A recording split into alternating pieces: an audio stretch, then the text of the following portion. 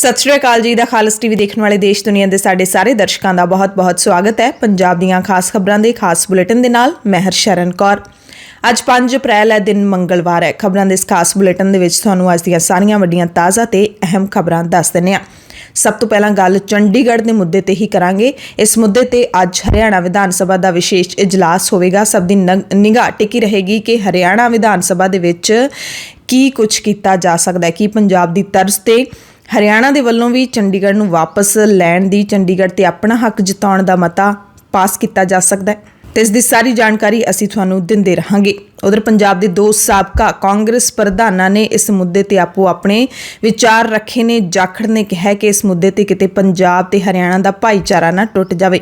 नवजोत सिद्धू ने कहा है कि निगाहां किते होर ने, निशाने किते होर ने, यानी कि चंडीगढ़ के राही पंजाब के दरियाई पानियां ते अख है। राज सभा दे विच चंडीगढ़ बारे मते ते चर्चा करवाउण तो ना कर दित्ती गई। हरियाणा तो दीपेंद्र हुड्डा ने इस ते चर्चा करवाउण दी मंग रखी सी। अहम खबर पंजाब के अध्यापकों दे नाल जुड़ी हुई है ते लोकां नूं ये खबर सुन के ये लगता है कि पंजाब दे विच सरकार तां बदलाव वाली लिआंदी है, पर कार्रवाई है जिहड़ी ओह पहलियां सरकारां दे वांगू ही कीती जा रही है। दरअसल पंजाब सरकार ने सिक्ख्या मंत्री गुरमीत सिंह मीथेर की कोठी के मूहरे मुजाहरा करने वाले अध्यापकों के खिलाफ कार्रवाई करने के हुक्म जारी कर दिते ने। इसका सबूत है डायरैक्टर सिक्ख्या विभाग दफ्तर के वलों जिला सिक्ख्या अफसरां नूं जारी चिट्ठी, जिस राही उन्होंने अध्यापकों खिलाफ तुरंत अनुशासनी कार्रवाई करने की हदायत की है। चिट्ठी विच लिखा कि जिहड़े अध्यापकों ने आपो अपने स्कूलों चों छुट्टी लैके सिक्ख्या मंत्री मीथेर की बरनाला रिहाइश के मूहरे लंघे दिन तो धरना शुरू किया है, उन्हां दे खिलाफ अनुशासनी कार्रवाई की जाए। अध्यापकों खिलाफ घरेलू काम जां जरूरी काम की अर्जी दे के धरना देने का दोष लाया गया है। महकमे ने सिर्फ अनुशासनी कार्रवाई दे ही हुक्म नहीं दिते, बल्कि कड़ाका चाढ़दियां यह भी कह दिता है कि जे किसी जिला सिक्ख्या अफसर ने इस मामले में देरी की तो इस अणगहली दे लई संबंधित अधिकारी खिलाफ भी कार्रवाई की जाऊगी। दरअसल डेपूटेशन ईटीटी अध्यापक यूनियन ने 4 अप्रैल तो सिक्ख्या मंत्री की कोठी मूहरे धरना शुरू किया होया। सिक्ख्या मंत्री मीथेर ने इन्हां अध्यापकों नूं भरोसा भी दिता सी कि वो न्याय करनगे ते अध्यापकों ने यह चेतावनी दी सी कि जे साडीआं मंगां ना मनीआं गईआं तां समूहिक छुट्टी लैके असीं ऑनलाइन कामां दा बाइकाट करांगे। धरना 3 अप्रैल ऐतवार नूं शुरू होया सी ते 4 अप्रैल सोमवार तक भी लगातार जारी रहा। अध्यापक डेपूटेशन रद्द करने की मंग कर रहे हैं। सो जिवें ही सरकार का यह फैसला आया है, अध्यापकों के खिलाफ कार्रवाई के हुक्मां दीयां चिट्ठियां निकलियां ने ते लोग इस कार्रवाई की गल नूं चित्थण जरूर लगे ने। खास करके अध्यापक वर्ग दे विच रोस पाया जा रहा है। सो धरना देने वाले अध्यापकों के खिलाफ कार्रवाई के हुक्म जारी करन तो यह मतलब निकलता है कि तुसी पंजाब दे विच धरने नहीं दे सकते। पिछली चन्नी सरकार दे वेले भी अजिहे हुक्म जारी किए जाते सी। जदों मुख मंत्री का विरोध करते सी, मुख मंत्री किते भी दौरा करते सी, लोग विरोध करने लई पहुंचते सी तां उन्हां दे खिलाफ कार्रवाई करने के हुक्म जारी किए गए सी। ते इसे तरह हालांकि सिक्ख्या विभाग दे वल्लों हुक्म जारी करवाए गए नहीं, बहाना भी ये लाया गया है कि तुसी जरूरी काम की छुट्टी लई ते तुसी धरना देण चले गए। जाहिर तौर पर जे वो छुट्टी लैंदे किसी धरना देण वास्ते छुट्टी लैनी है तो उन्होंने कदे भी छुट्टी नहीं मिलनी सी। खैर दूजे पासे ये भी कहा जा रहा है कि हाले लोग काली कर रहे हैं। हाले सरकार बने नूं पूरा महीना भी नहीं होया, लोगों नूं उड़ीक करनी चाहिए है। हौली हौली सारे वादे, सारियां गरंटियां पूरीआं कीतियां जाणगीआं, सारे वर्गां दे काम सवारे जाणगे। काली नहीं करनी चाहिए, सड़कां ते नहीं उतरना चाहिए। इस दरम्यान आम आदमी पार्टी किसानों के पक्ष की एक स्कीम भी बना रही है, जिहदे नाल किसान खरीद केंद्रां चों अनाज की ढोआ ढुआई लई अपने ट्रैक्टर ट्राली की वरतों कर सकणगे, यानी कि ढोआ ढुआई का काम किसान खुद कर सकणगे। मुख मंत्री भगवंत सिंह मान ने आमदन के वाधू वसीले पैदा करने के मकसद नाल सीनियर अधिकारियों नूं कल हुक्म जारी करके इस संबंधी हदायतां ते प्रक्रिया तैयार करने के लिए कहा है। कल मुख मंत्री ने सारे जिलिਆਂ के डिप्टी कमिश्नरां दे नाल उच्च पद्धरी बैठक की। ते जे पंजाब सरकार ये नवीं नीति, नवां नियम लागू कर दिंदी है तो इस फैसले ते ट्रक मालक जरूर इतराज़ जता सकते हैं ते सरकार नूं उन्हां नाल भी नजिठना पै सकदा है। ते ट्रक यूनीयन वाले पहलां ही सरकार दीयां नीतियां, पिछलियां सरकारां दीयां नीतियां तो खफा ने।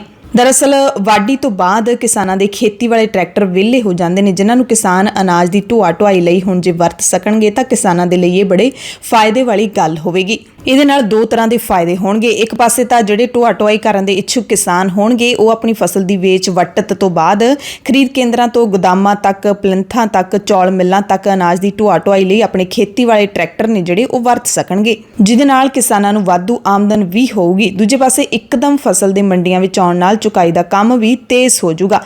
ਪੰਜਾਬ ਦੇ ਖੇਤੀ ਸੈਕਟਰ ਦੇ ਵਿੱਚ ਇਸ ਵਕਤ 5,37,000 ਖੇਤੀਬਾੜੀ ਟਰੈਕਟਰ ਨੇ, ਜਦਕਿ 2,683 ਕਮਰਸ਼ੀਅਲ ਟਰੈਕਟਰ ਨੇ ਅਤੇ ਕੇਂਦਰੀ ਸੜਕ ਮੰਤਰਾਲੇ ਦੇ ਵੱਲੋਂ 19 ਜੂਨ 1992 ਨੂੰ ਜਾਰੀ ਕੀਤੀਆਂ ਹਦਾਇਤਾਂ ਦੇ ਮੁਤਾਬਿਕ ਟਰੈਕਟਰ ਟਰਾਲੀ ਦੀ ਕਮਰਸ਼ੀਅਲ ਰਜਿਸਟ੍ਰੇਸ਼ਨ ਕਰਵਾ ਕੇ ਅਨਾਜ ਦੀ ਢੋਆ ਢੁਆਈ ਲਈ ਵਰਤੋਂ ਹੋ ਸਕਦੀ ਹੈ ਤੇ ਟਰੈਕਟਰ ਦੀ ਗੈਰ ਖੇਤੀ ਕੰਮਾਂ ਲਈ ਵਰਤੋਂ ਤੇ ਕੋਈ ਕਾਨੂੰਨੀ ਪਾਬੰਦੀ ਵੀ ਨਹੀਂ ਹੈ। ਤੇ ਜਾਣਕਾਰੀ ਇਹ ਵੀ ਮਿਲ ਰਹੀ ਹੈ ਕਿ ਮੁੱਖ ਮੰਤਰੀ ਭਗਵੰਤ ਸਿੰਘ ਮਾਨ ਕਿਸਾਨਾਂ ਨੂੰ ਵਾਧੂ ਕਾਗਜ਼ੀ ਉਲਝਣ ਤੋਂ ਮੁਕਤ ਕਰਨ ਵਾਸਤੇ ਵੀ ਰਾਹ ਲੱਭ ਰਹੇ ਨੇ।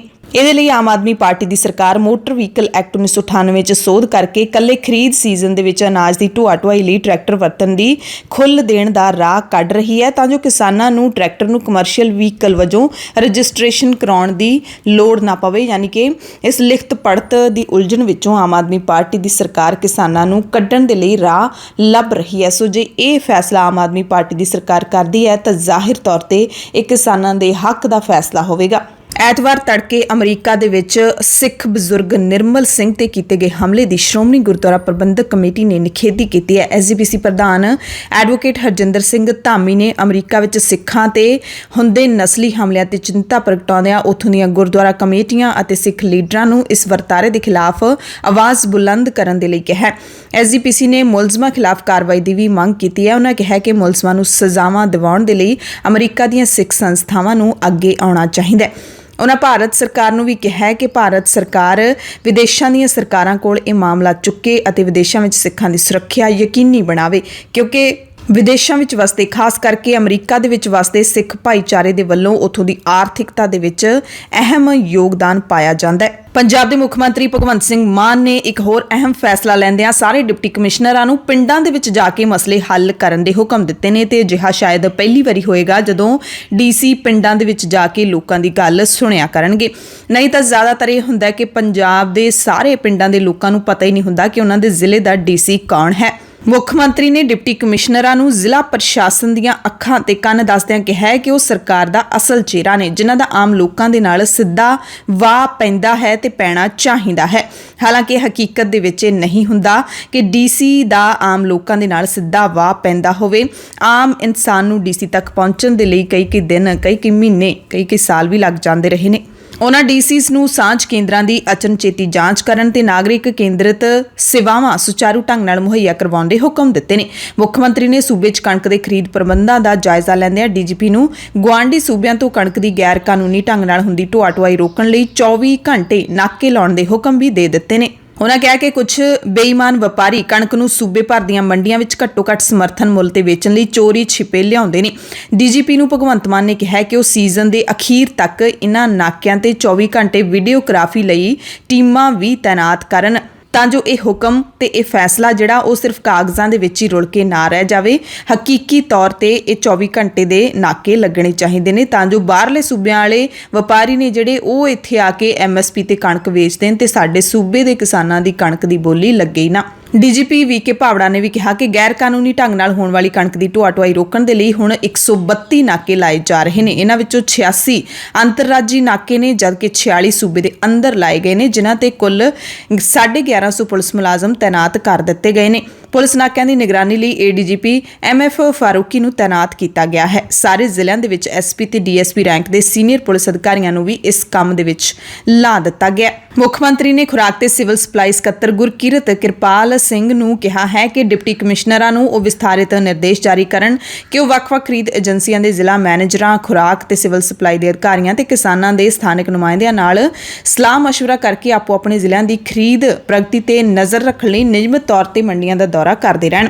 ਮਾਨ ਨੇ ਸਾਰੇ ਜ਼ਿਲ੍ਹਿਆਂ ਦੇ ਵਿੱਚ ਨਸ਼ਾ ਛੁਡਾਊ ਤੇ ਮੁੜ ਵਸੇਬਾ ਕੇਂਦਰ 1 ਮਹੀਨੇ ਦੇ ਵਿੱਚ ਸ਼ੁਰੂ ਅਤੇ ਅਪਗ੍ਰੇਡ ਕਰਨ ਦਾ ਟੀਚਾ ਵੀ ਦਿੱਤਾ ਹੈ ਅਧਿਕਾਰੀਆਂ ਨੂੰ, ਤਾਂ ਕਿ ਨੌਜਵਾਨਾਂ ਦਾ ਸਹੀ ਢੰਗ ਨਾਲ ਮੁੜ ਵਸੇਬਾ ਕੀਤਾ ਜਾ ਸਕੇ। ਤੇ ਮੁੱਖ ਮੰਤਰੀ ਨੇ ਇੱਕ ਹੋਰ ਅਹਿਮ ਖੁੱਲ੍ਹ ਦਿੱਤੀ ਹੈ ਕਿ ਡਿਪਟੀ ਕਮਿਸ਼ਨਰ ਆਪਣੀ ਡਿਊਟੀ ਬਿਨਾਂ ਕਿਸੇ ਸਿਆਸੀ ਦਬਾਅ ਤੋਂ ਪੂਰੀ ਕਾਬਲੀਅਤ ਦੇ ਨਾਲ ਖੁੱਲ੍ਹ ਕੇ ਕਰ ਸਕਦੇ ਨੇ। ਕਿਸਾਨਾਂ ਦੇ ਵੱਲੋਂ ਕੀਤੇ ਗਏ ਅਹਿਮ ਐਲਾਨਾਂ ਦੀ ਗੱਲ ਕਰ ਲੈਂਦੇ ਹਾਂ। ਇੱਕ ਤਾਂ ਜਿਹੜੇ ਪੰਜਾਬ ਦੇ ਵਿੱਚ ਪ੍ਰੀਪੇਡ ਬਿਜਲੀ ਦੇ ਮੀਟਰ, ਸਮਾਰਟ ਮੀਟਰ ਲੱਗਣ ਜਾ ਰਹੇ ਨੇ, ਉਹਨਾਂ ਦੇ ਖਿਲਾਫ ਸੰਘਰਸ਼ ਦੀ ਪੂਰੀ ਤਿਆਰੀ ਕੀਤੀ ਜਾ ਰਹੀ ਹੈ। ਚੰਡੀਗੜ੍ਹ ਦੇ ਵਿੱਚ ਧਰਨਾ ਲਾਇਆ ਜਾਵੇਗਾ ਤੇ ਚਿੱਪ ਵਾਲੇ ਮੀਟਰਾਂ ਨੂੰ ਲੈ ਕੇ ਲੋਕਾਂ ਦੇ ਵਿੱਚ ਰੋਹ ਲਗਾਤਾਰ ਵੱਧ ਰਿਹਾ ਹੈ, ਪਰ ਸੰਘਰਸ਼ ਕਰਨ ਦੇ ਲਈ ਕਿਸਾਨ ਹੀ ਅੱਗੇ ਆ ਰਹੇ ਨੇ।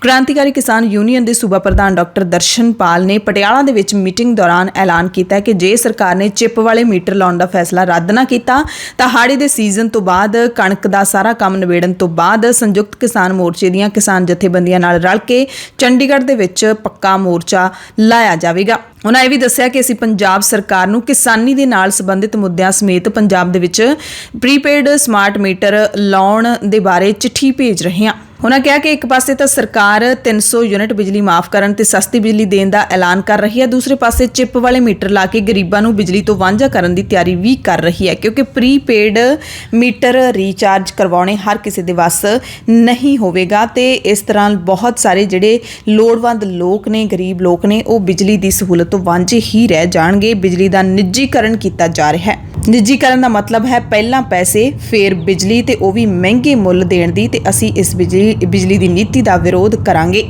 ਤੇ ਉਧਰ ਸੰਯੁਕਤ ਕਿਸਾਨ ਮੋਰਚੇ ਦੇ ਵੱਲੋਂ 11 ਤੋਂ 17 ਅਪ੍ਰੈਲ ਤੱਕ ਜਿਹੜਾ MSP ਗਰੰਟੀ ਹਫ਼ਤਾ ਮਨਾਇਆ ਜਾਣਾ ਹੈ, ਉਸ ਦੀਆਂ ਤਿਆਰੀਆਂ ਵਿੱਢ ਦਿੱਤੀਆਂ ਗਈਆਂ ਨੇ। ਇਹ ਸੰਯੁਕਤ ਕਿਸਾਨ ਮੋਰਚੇ ਦੇ ਅੰਦੋਲਨ ਦਾ ਅਗਲਾ ਪੜਾਅ ਹੋਵੇਗਾ ਤੇ ਇਹ ਪੜਾਅ ਪਹਿਲਾਂ ਹੀ ਸ਼ੁਰੂ ਹੋ ਚੁੱਕਿਆ ਹੈ। ਦਿੱਲੀ ਦੇ ਵਿੱਚ ਜਦੋਂ ਕਿਸਾਨ ਮੋਰਚੇ ਦੇ ਲੀਡਰਾਂ ਨੇ ਬੈਠਕ ਕੀਤੀ ਸੀ ਤਾਂ ਅੰਦੋਲਨ ਦੇ ਵੱਖ-ਵੱਖ ਪੜਾਵਾਂ ਦਾ ਐਲਾਨ ਕੀਤਾ ਸੀ।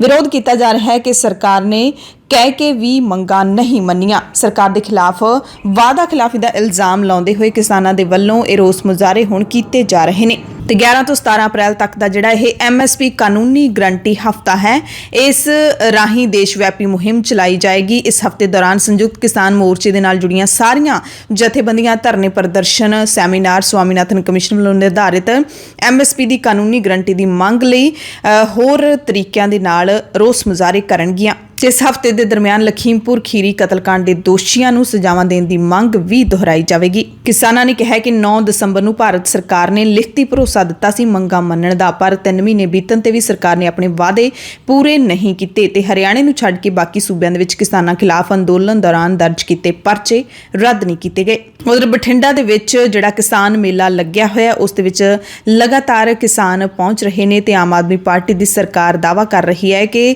ਸਾਡੀ ਸਰਕਾਰ ਖੇਤੀ ਨੂੰ ਲਾਹੇਵੰਦ ਬਣਾਉਣ ਦੇ ਲਈ ਯਤਨਸ਼ੀਲ ਹੈ। ਬਠਿੰਡਾ ਦੇ ਖੇਤੀ ਭਵਨ ਦੇ ਵਿੱਚ ਕਿਸਾਨ ਮੇਲਾ ਕਈ ਦਿਨਾਂ ਤੋਂ ਚੱਲ ਰਿਹਾ ਹੈ, ਜਿਸ ਦੇ ਵਿੱਚ ਸੋਮਵਾਰ ਨੂੰ ਆਮ ਆਦਮੀ ਪਾਰਟੀ ਦੇ 3 ਵਿਧਾਇਕਾਂ ਤੋਂ ਇਲਾਵਾ ਖੇਤੀ ਵਿਗਿਆਨੀਆਂ ਨੇ ਸ਼ਿਰਕਤ ਕੀਤੀ। ਪ੍ਰਬੰਧਕਾਂ ਦੇ ਮੁਤਾਬਿਕ ਇਸ ਕਿਸਾਨ ਮੇਲੇ ਦਾ ਮੁੱਖ ਉਦੇਸ਼ ਕਿਸਾਨਾਂ ਨੂੰ ਸਾਉਣੀ ਦੀਆਂ ਫਸਲਾਂ ਸੰਬੰਧੀ ਨਵੀਂ ਤਕਨੀਕੀ ਜਾਣਕਾਰੀ ਦੇਣਾ, ਕਣਕ ਦੇ ਨਾੜ ਤੇ ਝੋਨੇ ਦੀ ਪਰਾਲੀ ਨੂੰ ਅੱਗ ਨਾ ਲਾਉਣ ਅਤੇ ਇਸ ਦੀ ਸੁਚੱਜੀ ਸਾਂਭ ਸੰਭਾਲ ਸੰਬੰਧੀ ਜਾਗਰੂਕ ਕਰਨਾ ਹੈ। ਬਠਿੰਡਾ ਦੇ ਮੁੱਖ ਖੇਤੀਬਾੜੀ ਅਫਸਰ ਡਾਕਟਰ ਪਾਖਰ ਸਿੰਘ ਨੇ ਕਿਸਾਨਾਂ ਨੂੰ ਅਪੀਲ ਕੀਤੀ ਕਿ ਫਸਲਾਂ ਦੇ ਵੱਧ ਉਤਪਾਦਨ ਦੇ ਲਈ ਖੇਤੀਬਾੜੀ ਵਿਭਾਗ ਤੇ ਪੰਜਾਬ ਖੇਤੀਬਾੜੀ ਯੂਨੀਵਰਸਿਟੀ ਵੱਲੋਂ ਸਿਫਾਰਿਸ਼ ਕੀਤੇ ਬੀਜ, ਖਾਦਾਂ ਤੇ ਕੀੜੇਮਾਰ ਦਵਾਈਆਂ ਦੀ ਹੀ ਵਰਤੋਂ ਕੀਤੀ ਜਾਵੇ।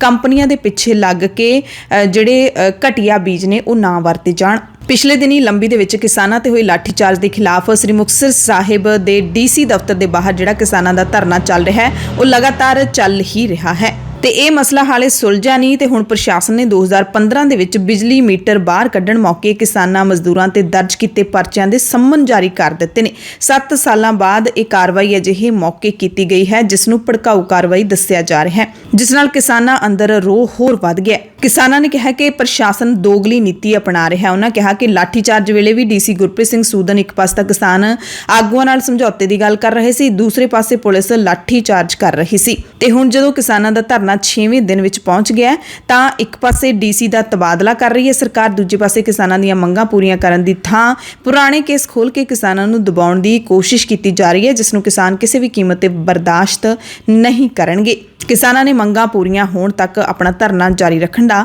ਐਲਾਨ ਕੀਤਾ ਹੈ। ਲੁਧਿਆਣਾ ਦੇ ਵਿੱਚ ਕਾਂਗਰਸੀ ਵਰਕਰ ਮੰਗਤ ਰਾਏ ਦੇ ਕਤਲ ਤੋਂ ਬਾਅਦ ਪੰਜਾਬ ਕਾਂਗਰਸ ਦੇ ਸਾਬਕਾ ਪ੍ਰਧਾਨ ਨਵਜੋਤ ਸਿੰਘ ਸਿੱਧੂ ਪੀੜਤ ਪਰਿਵਾਰ ਨੂੰ ਮਿਲਣ ਪਹੁੰਚੇ ਤੇ ਸਿੱਧੂ ਨੇ ਪੁਲਿਸ ਨੂੰ 48 ਘੰਟੇ ਦਾ ਅਲਟੀਮੇਟਮ ਦਿੱਤਾ ਹੈ। 48 ਘੰਟਿਆਂ ਦੇ ਵਿੱਚ ਜੇ ਦੋਸ਼ੀ ਗ੍ਰਿਫਤਾਰ ਨਹੀਂ ਹੁੰਦਾ ਤਾਂ ਪੁਲਿਸ ਕਮਿਸ਼ਨਰ ਦਫ਼ਤਰ ਘੇਰਨ ਦੀ ਚੇਤਾਵਨੀ ਦਿੱਤੀ ਗਈ ਹੈ।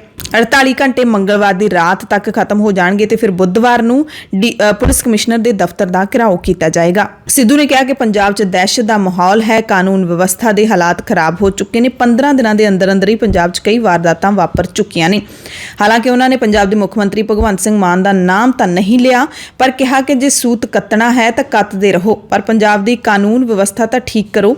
ਯਾਨੀ ਕਿ ਗੁਜਰਾਤ ਦੇ ਵਿੱਚ ਗਏ ਮੁੱਖ ਮੰਤਰੀ ਭਗਵੰਤ ਸਿੰਘ ਮਾਨ ਨੇ ਚਰਖਾ ਕੱਤਿਆ ਤਾਂ ਉਸ ਨੂੰ ਕਾਫੀ ਚਿੱਥਿਆ ਜਾ ਰਿਹਾ ਹੈ। ਸਿੱਧੂ ਨੇ ਹੈਰਾਨੀ ਪ੍ਰਗਟਾਈ ਕਿ ਕਤਲ ਕਰਨ ਤੋਂ ਬਾਅਦ ਵੀ ਮੁਲਜ਼ਮ ਸ਼ਰੇਆਮ ਘੁੰਮਦਾ ਰਿਹਾ, ਚੈਨਲਾਂ ਤੇ ਬਾਈਟਾਂ ਵੀ ਦਿੰਦਾ ਰਿਹਾ, ਪਰ ਪੁਲਿਸ ਨੇ ਉਸ ਨੂੰ ਗ੍ਰਿਫਤਾਰ ਹੀ ਨਹੀਂ ਕੀਤਾ। ਦੂਜੇ ਪਾਸੇ ਪੁਲਿਸ ਨੇ ਦੱਸਿਆ ਹੈ ਕਿ ਅਕਾਲੀ ਲੀਡਰ ਪਰਮਜੀਤ ਸਿੰਘ ਪੰਮਾ ਨੂੰ ਗ੍ਰਿਫਤਾਰ ਕਰ ਲਿਆ ਗਿਆ ਹੈ। 2 ਦਿਨਾਂ ਦਾ ਪੁਲਿਸ ਰਿਮਾਂਡ ਵੀ ਲੈ ਲਿਆ ਗਿਆ ਤੇ ਪੁਲਿਸ ਉਹਦੇ ਕੋਲੋਂ ਪੁੱਛ ਪੜਤਾਲ ਕਰਕੇ ਫਰਾਰ ਮੁਲਜ਼ਮਾਂ ਬਾਰੇ ਪਤਾ ਲਾ ਰਹੀ ਹੈ। ਪੰਜਾਬ ਕਾਂਗਰਸ ਦੇ 2 ਐਮਪੀਜ਼ ਰਵਨੀਤ ਸਿੰਘ ਬਿੱਟੂ ਅਤੇ ਗੁਰਜੀਤ ਸਿੰਘ ਔਜਲਾ ਨੇ ਦਿੱਲੀ ਦੇ ਵਿੱਚ ਵੱਡੇ ਕੇਂਦਰੀ ਮੰਤਰੀਆਂ ਦੇ ਨਾਲ ਮੁਲਾਕਾਤ ਕੀਤੀ ਹੈ। ਰਵਨੀਤ ਬਿੱਟੂ ਨੇ ਤਾਂ ਪ੍ਰਧਾਨ ਮੰਤਰੀ ਨਾਲ ਮੁਲਾਕਾਤ ਕਰਕੇ ਪੰਜਾਬ ਦੇ ਮਸਲੇ ਚੁੱਕੇ ਨੇ, ਜਦਕਿ ਗੁਰਜੀਤ ਸਿੰਘ ਔਜਲਾ ਨੇ ਕੇਂਦਰੀ ਸੜਕੀ ਆਵਾਜਾਈ ਮੰਤਰੀ ਨਿਤਿਨ ਗਡਕਰੀ ਦੇ ਨਾਲ ਮੁਲਾਕਾਤ ਕੀਤੀ ਹੈ। ਅੰਮ੍ਰਿਤਸਰ ਦੇ ਵਿੱਚ ਪਿਲਰਾਂ ਵਾਲੇ ਪੁਲ ਬਣਾਉਣ ਅਤੇ ਸ਼ਹਿਰ ਨੂੰ ਲੱਗਦੇ ਸਾਰੇ ਕੌਮੀ ਮਾਰਗਾਂ ਦੀ ਮੁਰੰਮਤ ਦੇ ਮਸਲੇ ਤੋਂ ਉਹਨਾਂ ਨੇ ਕੇਂਦਰੀ ਮੰਤਰੀ ਨੂੰ ਜਾਣੂ ਕਰਵਾਇਆ ਹੈ। ਉਹਨਾਂ ਦੱਸਿਆ ਕਿ ਕੇਂਦਰੀ ਮੰਤਰੀ ਨੇ ਮੰਗਾਂ ਤੇ ਵਿਚਾਰ ਕਰਨ ਦਾ ਭਰੋਸਾ ਦਿੱਤਾ ਹੈ ਤੇ ਰਵਨੀਤ ਬਿੱਟੂ ਦੀ ਜਿਹੜੀ ਪ੍ਰਧਾਨ ਮੰਤਰੀ ਦੇ ਨਾਲ ਮੁਲਾਕਾਤ ਹੋਈ ਹੈ ਤੇ ਜਿਹੜੀਆਂ ਤਸਵੀਰਾਂ ਉਹਨਾਂ ਨੇ ਸਾਂਝੀਆਂ ਕੀਤੀਆਂ ਨੇ, ਉਸ ਤੋਂ ਬਾਅਦ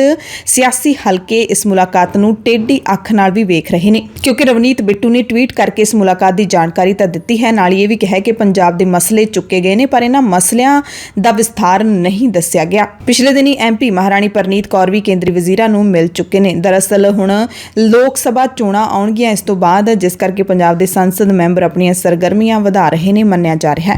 ਜਲੰਧਰ ਦੇ ਨਕੋਦਰ ਇਲਾਕੇ ਦੇ ਪਿੰਡ ਸ਼ੰਕਰ ਦੇ ਵਿੱਚ ਬਣੀ ਪੁਲਿਸ ਚੌਂਕੀ ਵਿੱਚ ਇੱਕ ਨੌਜਵਾਨ ਦੀ ਹਿਰਾਸਤ ਦੌਰਾਨ ਕੱਲ ਮੌਤ ਹੋ ਗਈ। ਇਸ ਮੌਤ ਦੇ ਰੋਸ ਵਿੱਚ ਪਰਿਵਾਰ ਤੇ ਪਿੰਡ ਵਾਸੀਆਂ ਨੇ ਥਾਣੇ ਸਾਹਮਣੇ ਧਰਨਾ ਲਾ ਦਿੱਤਾ। ਪੁਲਿਸ ਦੀ ਕੁੱਟਮਾਰ ਕਾਰਨ ਮੌਤ ਹੋਣ ਦਾ ਦੋਸ਼ ਲਾਇਆ ਹੈ।